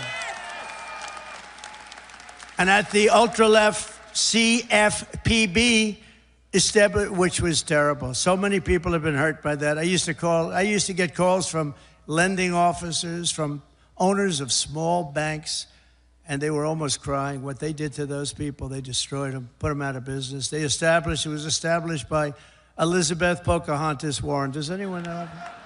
Remember the Pocahontas scam? I'm an Indian, therefore I'm entitled to be a senator. I'm an Indian. She said, could we see proof of that, please? She said, well, the only proof I have is my mother said I have high cheekbones. Oh, that's no good, right? Remember she went out? I really spooked her, I tell you. Remember she went out, she couldn't take it anymore. I was calling her Pocahontas, Pocahontas. Everyone knew she was not an Indian. I had more Indian blood than her, and I have no Indian blood. I'd be honored to, but I don't have any, but I had more than her. Do you remember she went out and she had a blood test? And it came back and she was so happy because it said 1,024th.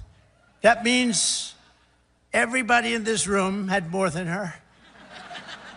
But because there was even a scant, in other words, 1 million years ago, something could have happened. And she was so happy that she released it and she got killed. That was the end of her presidential career. She does not like me very much, but she's a very angry person. Do you notice the way she is? She's always screaming and she's crazy. These people are crazy. The radical left is meaner. I don't know what it is, Doug. They're meaner than us, aren't they? We're like normal people. We're smart, we get our word, but we don't go crazy. Of course, they'll take my little rant from 15 minutes ago, the fake news. He lost control on the stage. He lost control. And they'll have me screaming, having to do with Franklin, poor Franklin. He lost control of the stage. Oh, these people are bad. They are really sick, too. I don't get it. You think they'd want to love our country. They have no ratings anymore. Nobody listens to them. Nobody believes the fake New York Times. Washington Post is doing no business. They're losing all their business. Nobody believes them. But we've escorted the radical left bureaucrats out of the building and locked the doors behind them. We've gotten rid of thousands. I withdrew the United States from the corrupt World Health Organization. I withdrew from the anti-Semitic UN Human Rights Council. The council is horrible, and I withdrew from the terror-supporting UN Relief and Works Agency. The UN has such great potential, but not the way it's run now.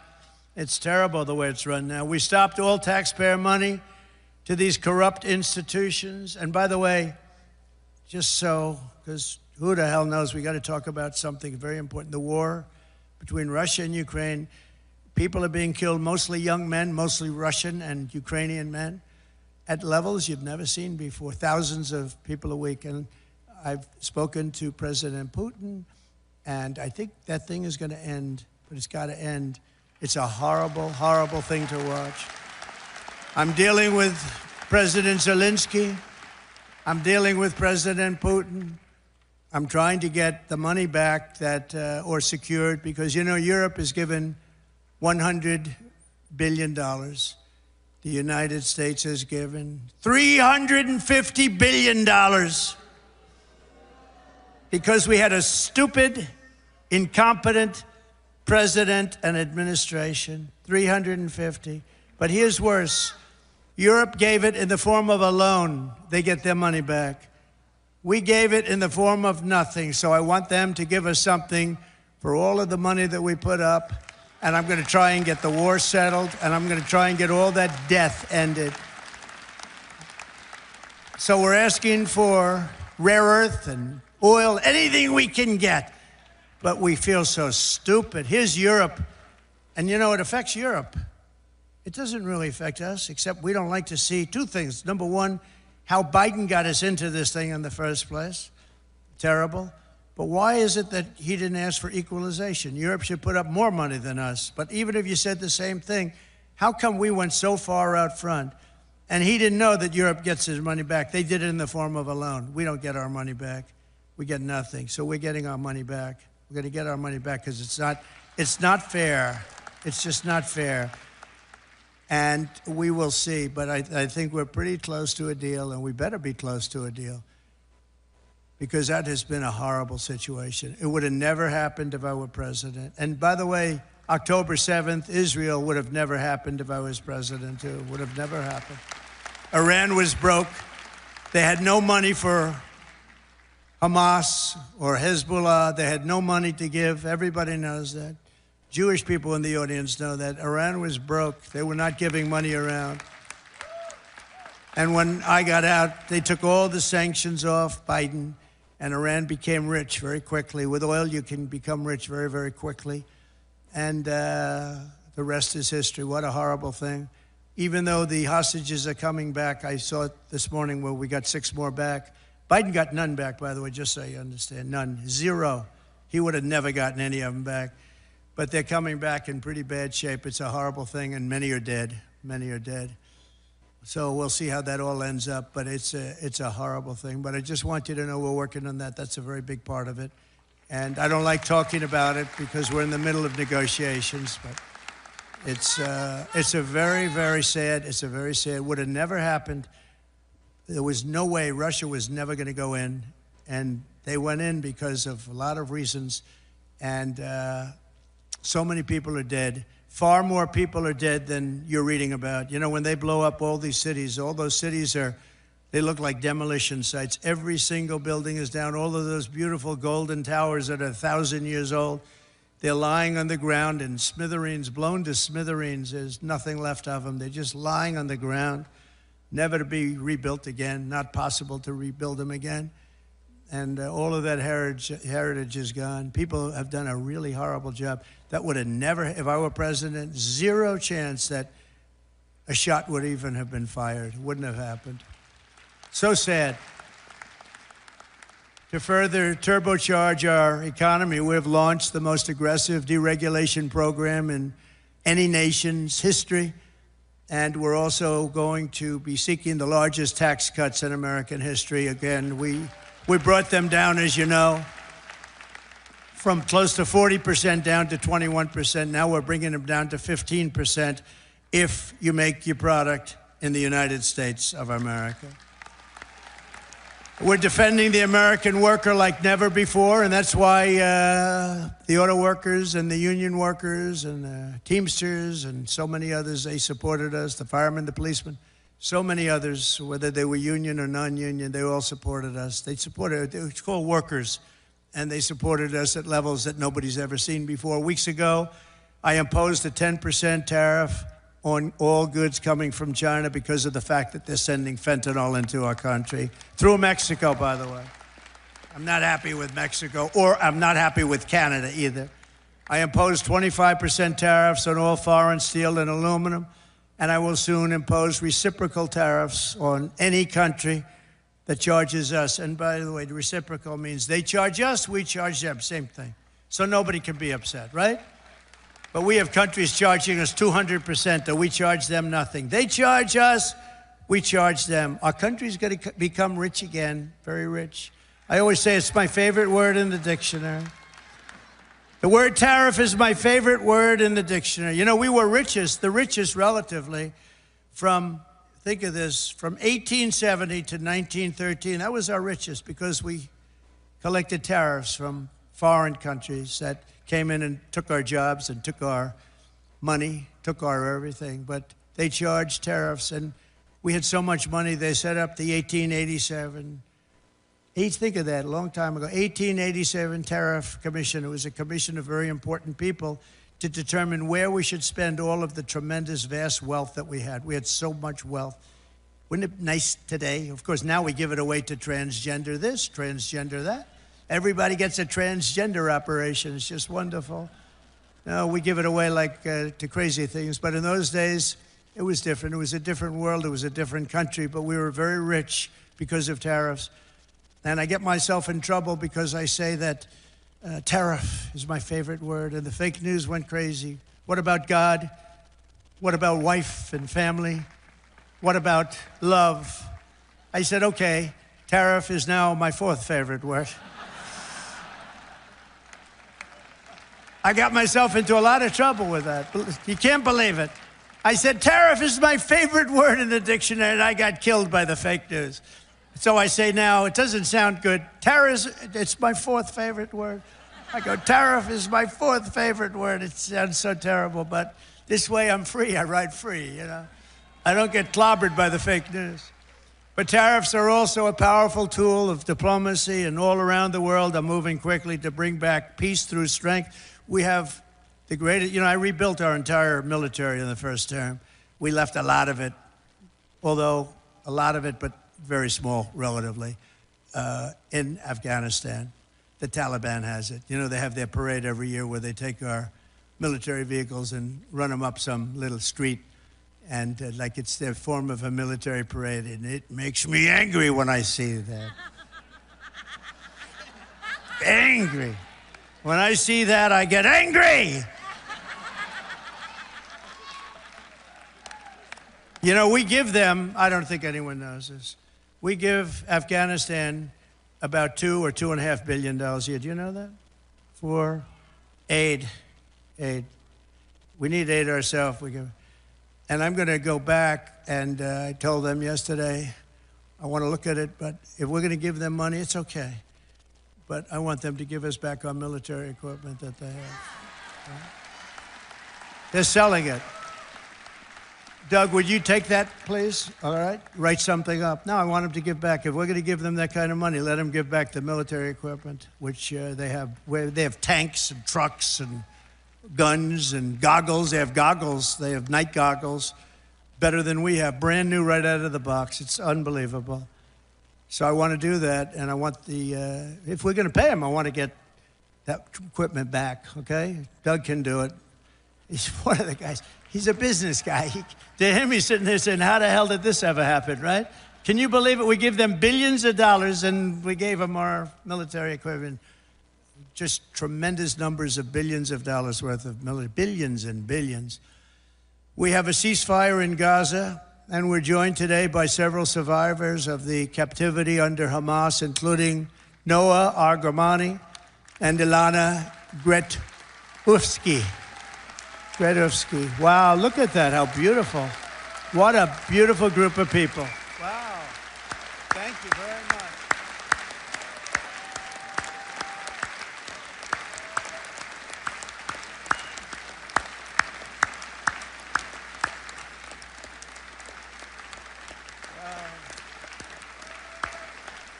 Thank you very much. And you're sitting next to a great guy, Sebastian Gorka, who's also now in the administration. From day one, right, Sebastian? He's been a loyalist from day one. We love Sebastian. Thank you very much, Sebastian. Thank you, everybody. That's very nice. Beautiful. We're going to make it work somehow, We're doing the best we can. We started, it should have never happened. That's the sad part. Would have never happened. If I were president, and I should have been, if I were president, it would have never happened. But it did, so we're doing the best we can with it. Thank you very much. Thank you. Also with us are family members of some individuals who are still hostages, and we will not rest until all of the hostages have been returned back home. Some of them are coming home in very bad condition, and some of them are coming home only as bodies. They're dead. We have a lot of them coming home now. They're dead. And these are largely young people. Young people don't die. Young people are young people. They don't die like this, but they're dead. And the parents come to me and they say, please, sir, could you get my son back? How old is he, sir? My son is dead. It's important, just as important as if that son were alive, to get the body back. It's amazing, actually. Amazing. Just as important.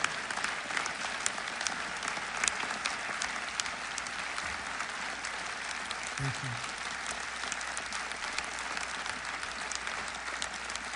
Thank you. It's amazing, though, the parents. The parents are strong. I mean, look, strong. What does strong mean? Strong is their life is ruined. Really, it's ruined. I see the people. But they come up to me, and it's so important to get the body back. They know. And some are not sure. They're 80% sure he's dead or she's dead. But they have that little glimmer of hope, and I say, let them have that hope, right? Let them have that hope. But getting the body back is just as important as getting the son back healthy or the daughter back healthy. It's amazing to see when I see the level of intensity and love and sorrow and tragedy. As I said in my inaugural address, it's my hope that my greatest legacy will be as a peacemaker, not a conqueror. I don't want to be a conqueror.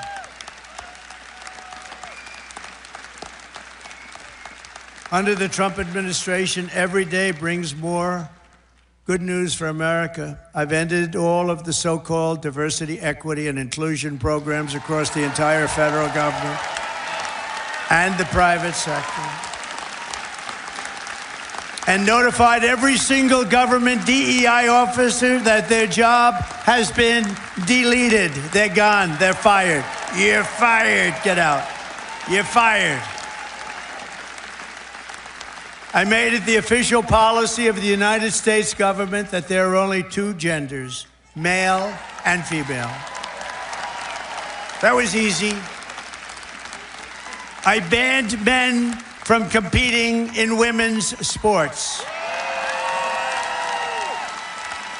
And I also proudly banned the use of, thank you.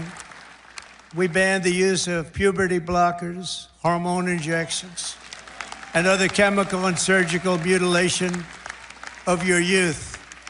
Could you imagine making a speech like this 10 years ago? People would say, what the hell is he talking about, right?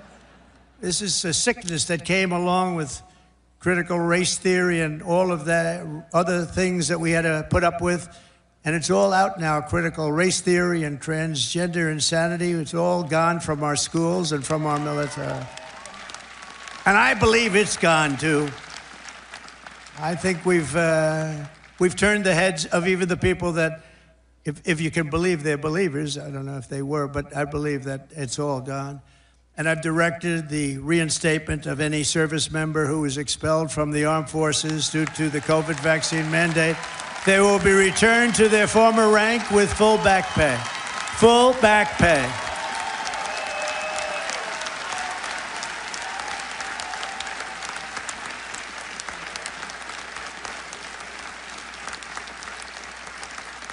I banned government censorship from your voices and brought back free speech in America. We have free speech. We didn't have free speech. We do have it now, actually. Now, this was a very vicious regime, you know. I was put under investigation more so than the late, great Alphonse Capone, one of the great killers of the world. Trump, my father would look down my mother. How the hell did this happen to my boy? This wasn't... No, I was under investigation at a far greater level than Al Capone or anybody else, probably in the history of our country. These people are sick. They're sick. They're bad people. I ended Joe Biden's weaponization as soon as I got in. I said, I'm going to hit him with the same stuff. But I ended his whole weaponization of our government and removed his hand-picked radical left Marxist prosecutors from the Department of Justice. I was so happy to do that. They weaponized government. They weaponized government. I pardoned hundreds and hundreds of Biden's political prisoners, including Christians, pro-life activists, and the J6 hostages who were treated terribly for years.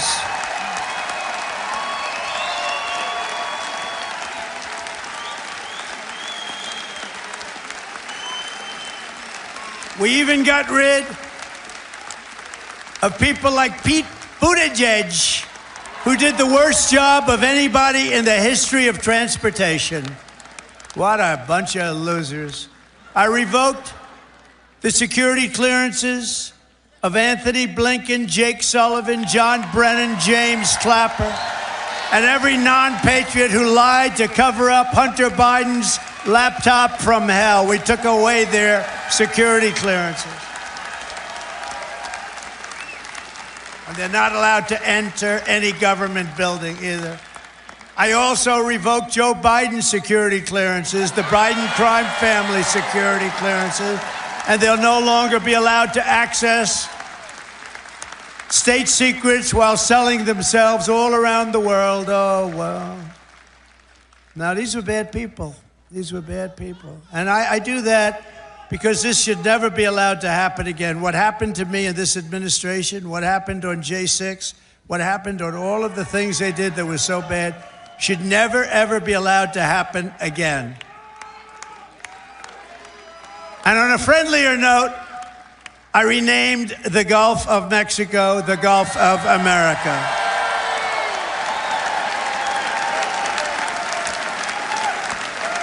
And we are restoring the name of a great president, William McKinley, to Mount McKinley in Alaska.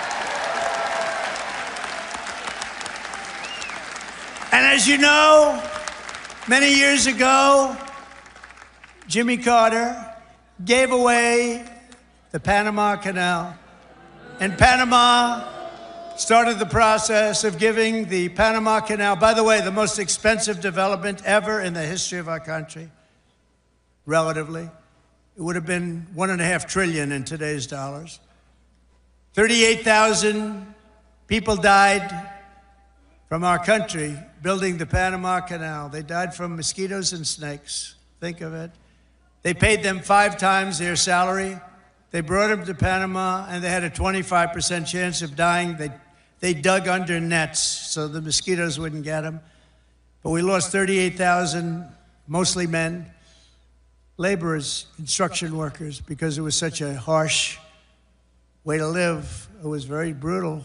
They died. 38,000. Again, it was the most expensive thing we ever built, and they gave it away for $1 to Panama. And last year it made $5 billion. Also, it's one of the most successful projects ever built in terms of money, monetarily. And it's the 8th wonder of the world. It connects 2 oceans, with one being 16 feet higher than the other. Think of it, the Pacific and the Atlantic. Think of what that is. You're going through dikes and canals.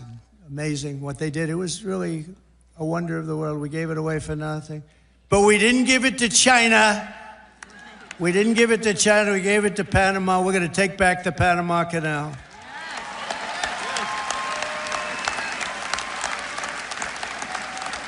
In a matter of weeks, we have restored America's pride, America's confidence, and America's spirit.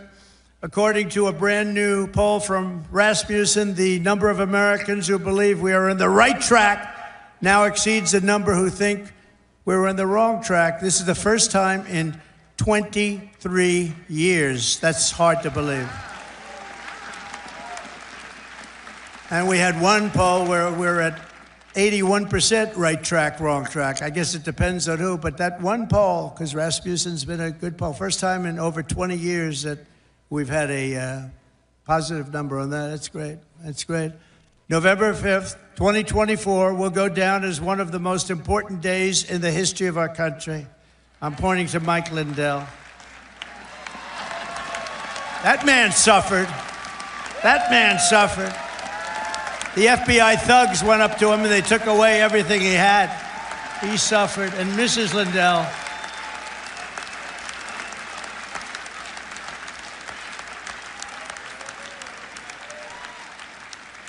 he's a great guy. They went after him. It was just terrible. This was a vicious weaponization of your government. But he's all, I'll tell you, he stood up. He's all man. He stood up strong, and nothing was going to faze him. And I want to thank you on behalf of everybody, Mike. You put up with a tremendous amount.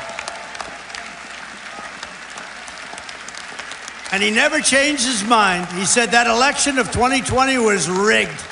And he's more of a believer today than he was even 4 years ago. But now it's okay to say it, Mike. Now it's fine. Now, that's why, you know, when it comes to a day where you can't challenge crooked elections, we've got a real problem in this country. And as of January 20th, 2025, the dark days of high taxes, crushing regulations, rampant inflation, flagrant corruption, government weaponization, and total incompetence, those days are over. They're over. But we cannot stop now. We're going to push forward every single day. In the immortal words of that great American hero, Captain John Paul Jones, I have not yet begun to fight.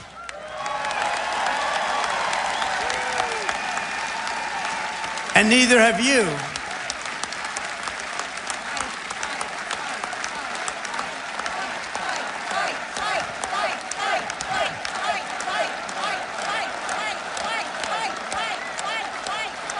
So together for the next 4 years, We are going to stand strong. We are going to work hard. We are going to fight, fight, fight, and win, win, win. Thank you to CPAC. Thank you, Matt. Thank you. Thank you, Mercedes. Thank you very much. Thank you, everybody. God bless America. Thank you very much. God bless America. Thank you. All right, they're playing YMCA now, which I don't have the rights to. So we're going to watch Trump dance. He's dancing. He spoke for about an hour and 15 minutes at CPAC. Going to take some of your comments. Let me do this. There he is. He is dancing. I would say it was pretty typical of recent Trump speeches. I didn't hear anything. I guess you could say he did say that. I don't know if he said this before. He said that he talked about possibly him and Elon Musk going to visit Fort Knox to see if the gold is there.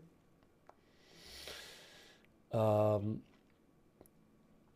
I had a little news update I wanted to give you after he gets off the stage.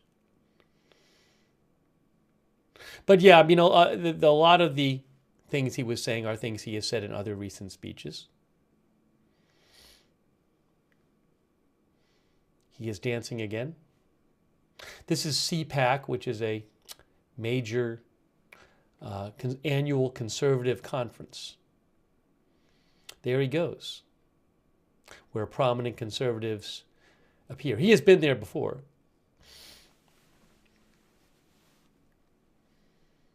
Patricia Combs says we have to wait and see what is done.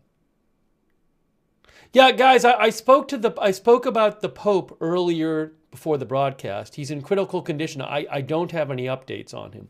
Some people are talking about it in the chat. I talked about it before the broadcast. I don't have any updates on it. If I do, I'll let you know.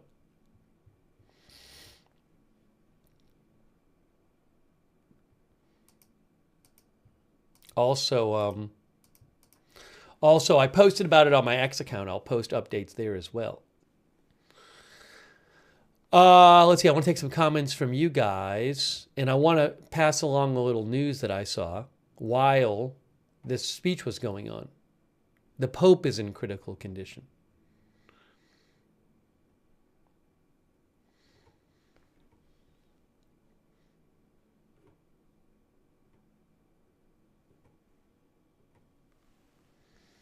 Gareth says, "Was there anything new in that speech?"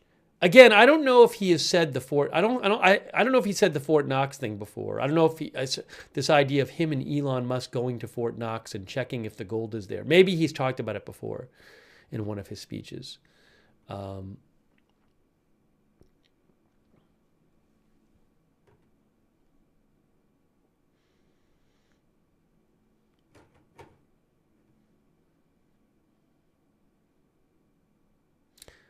Hey, let me mention, Saudi says it's not new, that particular proposal.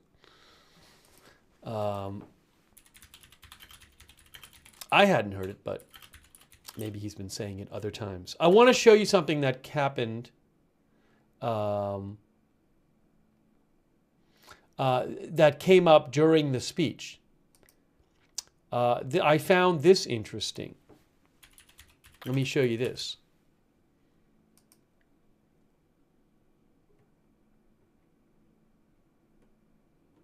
Hang on a moment.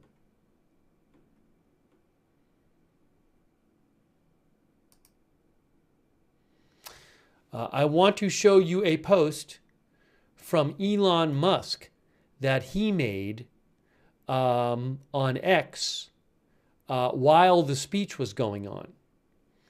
Okay? Here is what Elon Musk had to say on X.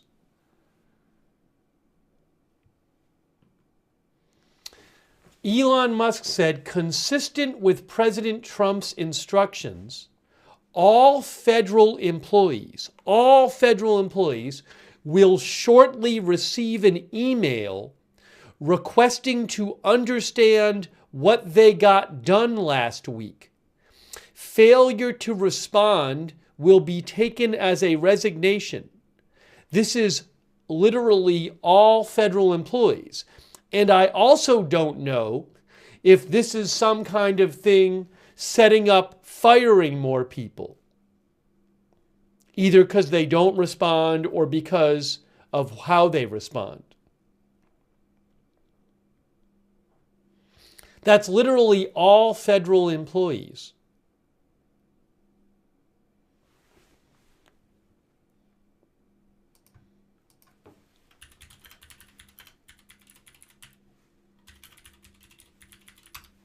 And has some, the White House says that the federal workforce exceeds 2.4 million, and that's excluding the Postal Service and active duty military. I think the Postal Service is about 600-something thousand, if I have that right.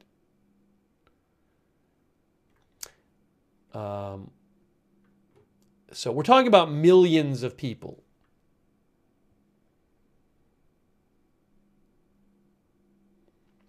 And as some people have pointed out, that post from Elon Musk comes hours after President Trump posted asking Elon Musk to get more, what was the word he used? I'll have to look it up here. I forget. Hang on. Let me pull it up here. You guys probably remember. I can't remember the word he used. Right here. Aggressive. Elon is doing a great job, but I would like to see him get more aggressive. Remember, we have a country to save, but ultimately to make greater than ever before, MAGA. So that was posted by President Trump today, 7 hours ago. So that was 7 hours ago, saying he wants to see Elon get more aggressive. And then Elon Musk posted, consistent with President Trump's instructions, all federal employees, all will shortly receive an email requesting to understand what they got done last week. Failure to respond will be taken as a resignation.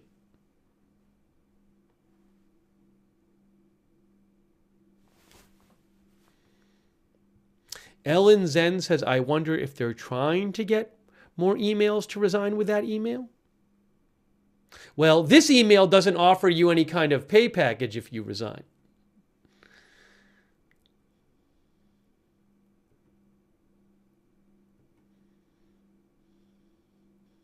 Sophie Coretta, our viewer, says, who will read those over 2 million email responses they get?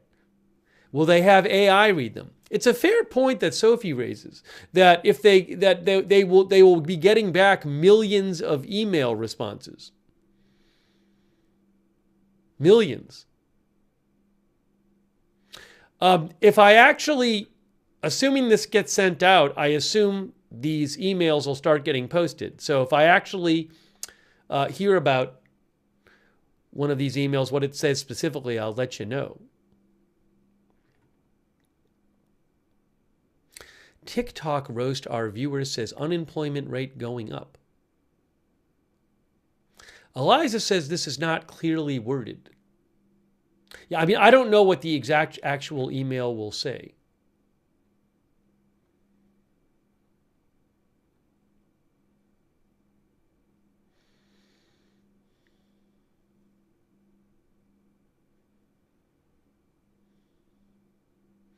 Tony says requesting it to understand is very amorphous language. And again, I'll let you know if I actually see the copy of the actual email when it goes out. By the way, I want to say a quick thanks to Lee Russell for your support, Miss Debbie, Michael Burnett for being a member, also Joanna Crompton, our member, Captain Jerry Donnelly for your support, DJ for your support. I appreciate that. Also over on Twitch, thanks to Oxytropist, Notorious Rob, Psyops, Sienna Bit, for all your support, and Guy from the 207. Going to take some more comments from you guys. So again, I don't know what to make of this. You have Trump saying earlier today, Elon is doing a great job, but I would like to see him get more aggressive. And then Elon Musk posting, all federal employees will, consistent with President Trump's instructions. Does he mean this instruction? All federal employees will shortly receive an email requesting to understand what they got done last week. Failure to respond will be taken as a resignation.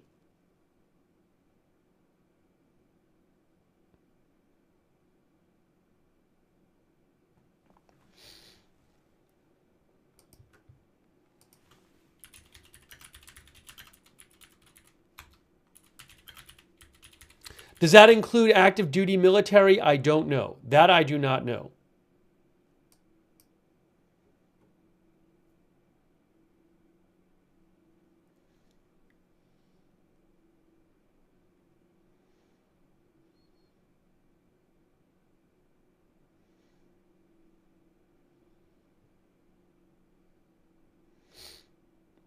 Politico says, when talking about that post, it's possible more employees are at risks of Musk's chainsaw to the government.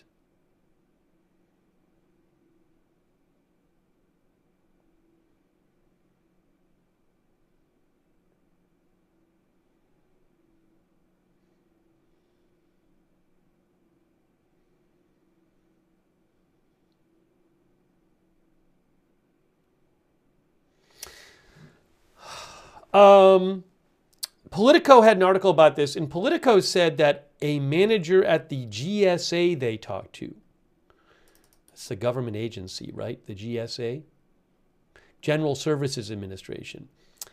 Hold on.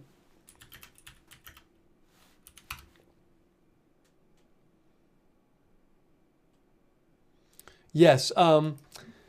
Politico said a manager at the GSA told them that this post by Musk, that they're going to email every federal employee and make them email back what they got done in the last week.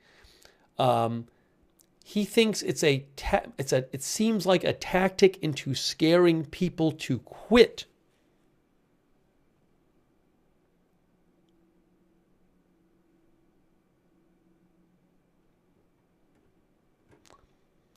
Why would they quit? Because they think that their jobs might be at risk? But why would you quit?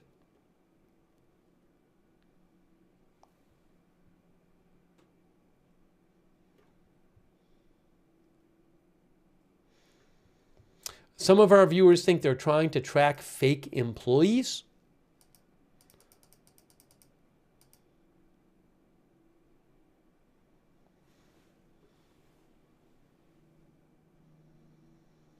Susan O'Brien says they would quit because they don't like accountability.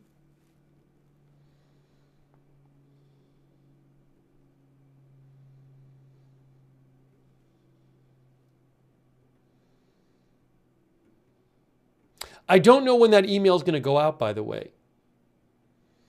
When will this email go out? Again, here's the message by Elon Musk. All federal employees will shortly receive an email requesting to understand what they got done last week. Failure to respond will be taken as a resignation. When will this be sent out? NY committee says you forfeit your right to unemployment if you quit. No one is quitting unless they already found another job. Thank you, Cryptician, our member, by the way. I appreciate it, Cryptician. By the way, thanks also to, I really appreciate our moderators. We have Janet B. moderating, Beth Mythical, and Ruth Krafasi, thank you, over there. On YouTube, Linda Bell, Larry, Misha on X, over on Twitch, A Moment of Lovely, Matthew Kohai 3, Mick Bridges. Also on Facebook, K. Larry Body, Margaret Riley. Thank you. Thanks, Robert Rial II, for subscribing over on Facebook. So that is certainly a story we need to keep an eye on. We'll have to see what happens with that. I don't know when that email is going out.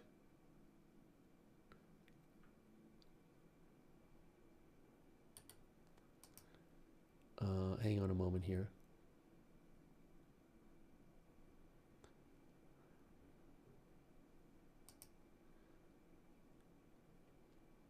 By the way, 6 people, I posted about it on X last night. There was a shopping mall roof that collapsed in Peru. A food court roof collapsed. 6 people were killed and 78 others injured. 3 are in critical condition.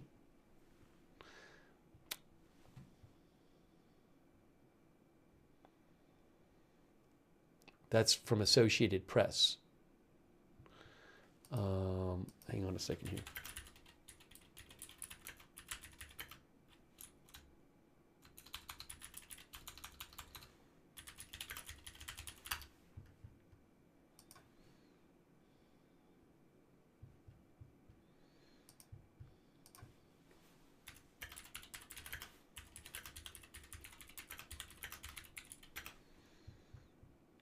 Give me 1 second here.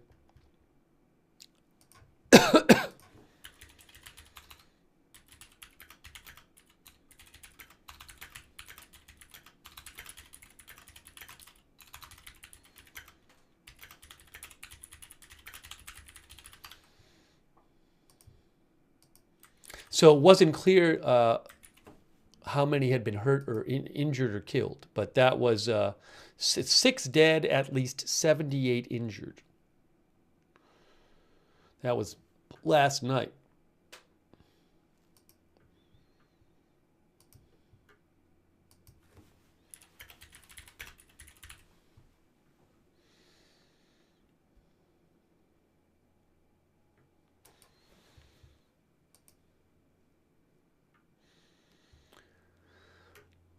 Terrible. And I also wanted to mention, hang on a moment here.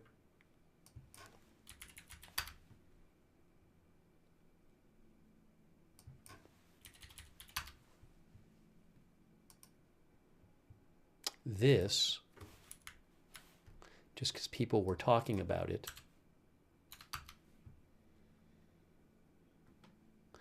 Pope Francis in critical condition after health deteriorates, Vatican says. The Vatican said that Pope Francis's health had deteriorated over the past 24 hours and for the first time described his condition as critical, says Reuters, reporting he had needed supplemental oxygen and blood transfusions.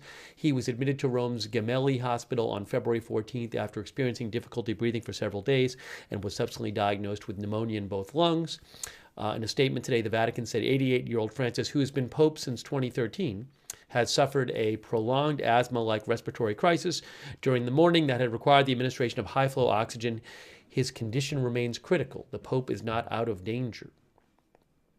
The Vatican said the Holy Father remains alert and has spent the day in a chair, though he is suffering more than yesterday. At the moment, the prognosis remains guarded.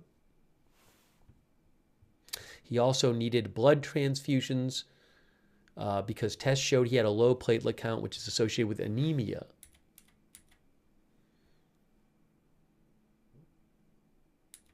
A doctor at Boston College, who stressed he only knew of the Pope's case through the Vatican's public statement, said it seems it is under control, but his body is showing signs of difficulty to overcome the situation. And we talked before about how, in theory, the Pope could resign if he chose to.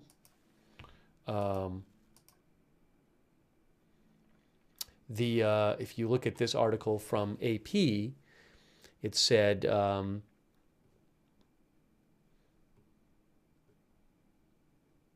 the Vatican went on the defensive to tamp down rumors and speculation that Francis might decide to resign. There is no provision in canon law for what to do if a pope becomes incapacitated.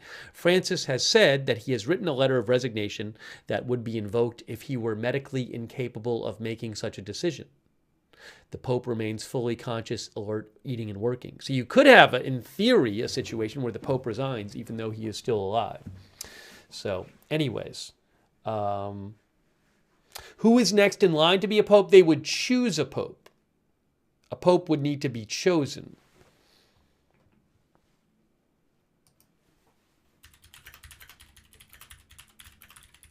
voted on.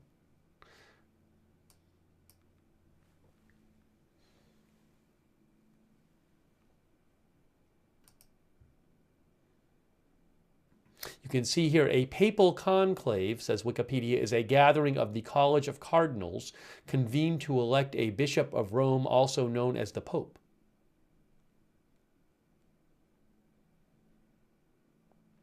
Yeah, NY Committee says conclave.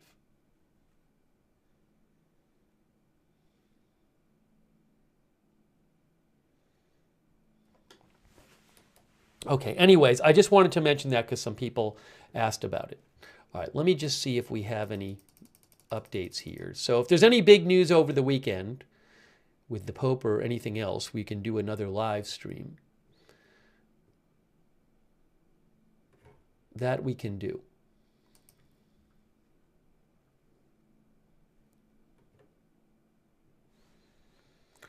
Let's see here. Hold on a second here. Canada Proud says not good when the elderly get double pneumonia.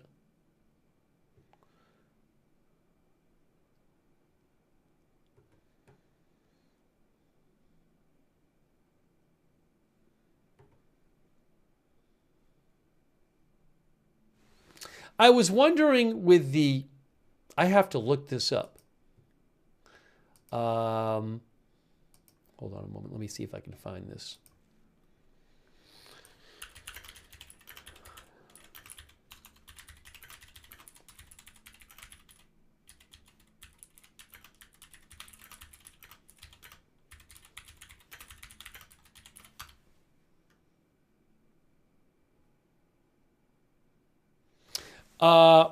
Okay, so I was wondering because Elon Musk, while Trump was speaking at CPAC, posted a post on X, made a post on X where he said that all federal employees will shortly get an email in which requesting to understand what they got done last week. Failure to respond will be taken as a resignation. And I was wondering, did he at some point email all Twitter employees something similar when he took it over? Now, I asked ChatGPT, and ChatGPT said in November 2022, following his acquisition of Twitter, Musk sent an email to all employees requiring them to commit to a new hardcore work environment or resign. And those who did not respond to the email by the deadline, I guess, were considered out.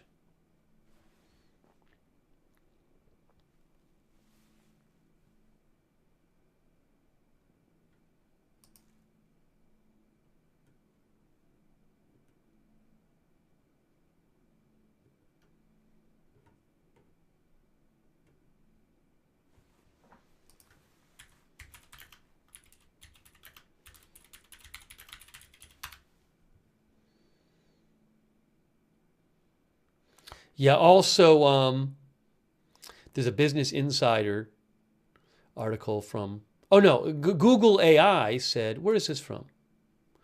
Where is this from? Yeah, like there's an ABC News article from 2022 that says an internal email sent to all of Twitter back in 2022 said employees had to commit to being extremely hardcore or accept 3 months of severance upon their exiting the company. So anyways, I was thinking about that in relation to this Elon Musk post today. Oops, there's Trump. I just want to. So we'll be keeping an eye on this story.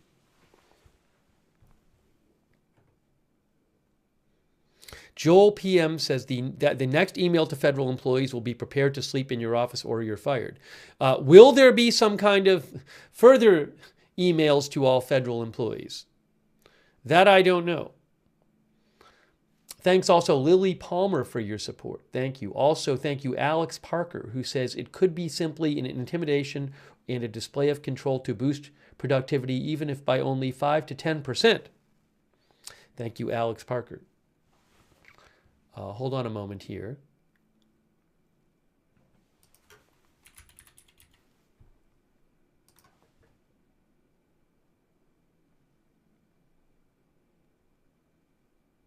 Oh, I also wanted to mention one other thing that I posted. I saw that came out while we were on the air, while we were covering Trump speaking at CPAC.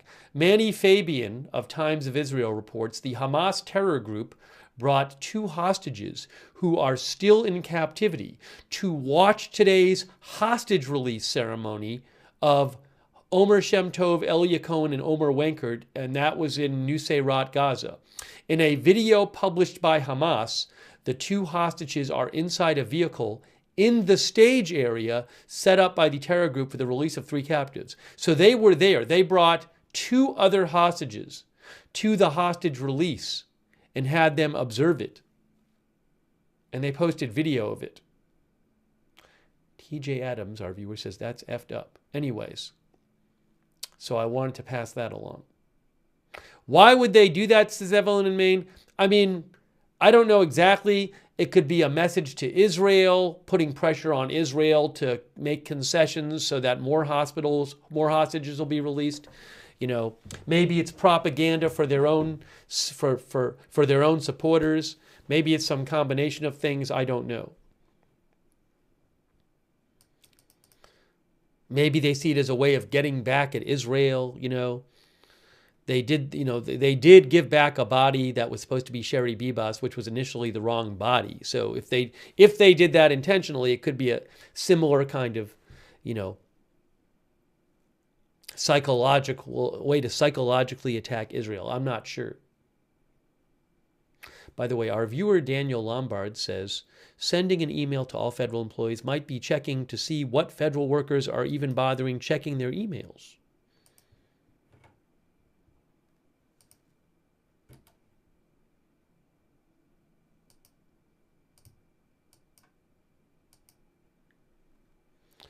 All right.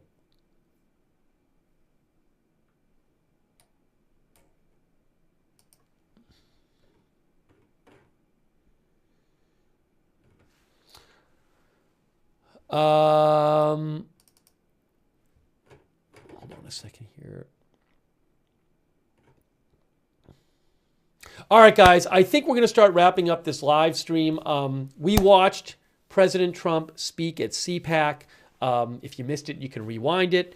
I will keep an eye on news this weekend, the news with the Pope, and other news happening. If there's big news, we will come back on the air and cover it. So I would encourage you to subscribe and follow the channel. Subscribe and follow the channel if you want to keep up with our live news coverage here. And also, you can follow me on X. I will post updates on X at my X account at Lookner when we're not on the air. That's where I post about breaking news. So follow me over there. I'll post a link in the chat to that. And also turn notifications on for this channel. So you can find out when we're going live. I don't really know in advance. It just depends on when news happens. So we have a notification system. It's free. It's easy. You sign up. You get notifications when we go live. And our mods can post the link to notifications in the chat. And also that link is available in the description of this video on Facebook and YouTube. I really appreciate you guys joining us for our coverage of Trump's speech at CPAC today. And thank you so much for letting me read your comments on the air and questions and sending me news updates and all of that. So again, appreciate you being here. And also, big thanks to our moderators. We could not have our chat rooms without our moderators. They are an essential part of the channel. They are awesome. So thank you for being here, moderators. Over there on YouTube, people like Janet B., Beth Mythical, Ruth Krafasi, and all our mods over there. Thank you so much. On Twitch, moderators like A Moment of Lovely, Matthew Kohai 3, Mick Britches, and our other moderators there. Thank you very much for being there. Linda Belk, Larry, Misha over on X, on Facebook, Margaret Riley, Kay Lowry Body. Big thanks to all of our moderators. Paul Anderson, thank you, moderators. Also, thanks to everybody who donated. So nice of you guys. You are the ones who allowed this channel to exist with your support. So I really appreciate that. Thank you so much. I think I thanked everybody. But again, much appreciated. If you ever want to donate to the channel, you can go to agendafree.tv, agendafree.tv. But big thanks for your support of the channel. Very, very kind of you.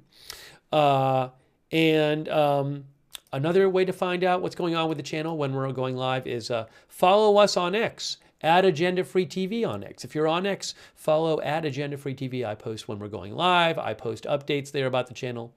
You can follow over there. I'll throw that link in the chat. Also, we have a chat room where you can chat with other viewers when we're not live. A lot of our viewers like doing that. It's over on Discord. It's free.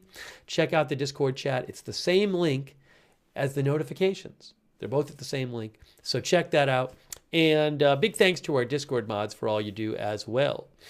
And also for those who watch us on YouTube, I would suggest turning the YouTube notifications on. Another good way to find out when we're broadcasting. To turn on the YouTube notifications, you got to do this thing where after you subscribe on YouTube, you then want to click the notifications bell. Make sure that bell is checked, and then you check all notifications. So if you are a subscriber on YouTube, make sure you have the bell checked and you've selected all notifications. Okay. Hey, big thanks to our Twitch subscribers for your support. All of our subscribers over there like A Moment of Lovely and Wall Street and Shaggy and Holistic and Gina Pina and Beautiful Profanity. Thanks so much for subscribing. Matthew Kohai 3, Neo Geo Zach. Thank you. Guy from the 207. Guy from the 207 says that Musk and Trump don't realize that federal workers have grievance rights under the law. It just takes time, but most will get their jobs back. That's what Guy from the 207 thinks. Thank you, Pezzy, for subscribing. Thank you, Douthis, for subscribing. And Beautiful Profanity. And all of our other Twitch subscribers. Also, our Facebook subscribers like Robert Real II, Eve Richards, Lou Green, Margaret Riley, Kay Lowry Body. All of our subscribers. Hold on a second here. Sharon Klassen Goslin, thanks for subscribing on Facebook. Much appreciated. And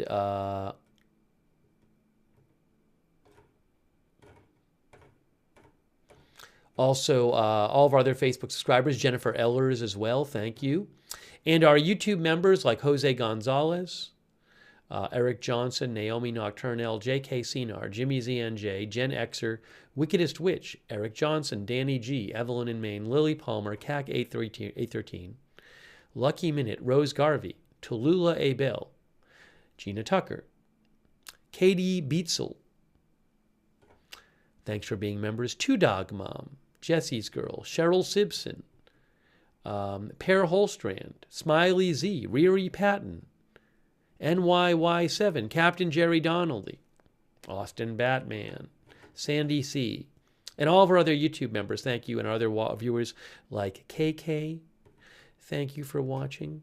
Adrienne, Canada Proud, Babs. All of our viewers, thank you. Dennis McNeely. Our viewer Jamie Rowland thinks that Hamas bringing the two hostages who were not released to the hostage release for other hostages is psychological. Artist Caverlin, the post by Elon Musk on X did not say how long federal workers would have to respond to that email. So we'll have to see what the specific email says, if it says anything about that. Assuming there will be such a specific email. Okay. And thanks to all of our viewers. Sim Nasty Scrimp over there on Twitch. Thank you. Temperance UK. Honeycomb 777. Thanks for watching. All right, guys. They call me Taj. So that is it for now. If you missed it, you can rewind and watch President Trump speaking at CPAC. I will keep an eye on the news this weekend. If there is other news happening, big news, we will come on the air and do another live stream. But thank you for joining us. That is it for now, and we will see you soon with more live breaking news coverage right here at Agenda Free TV.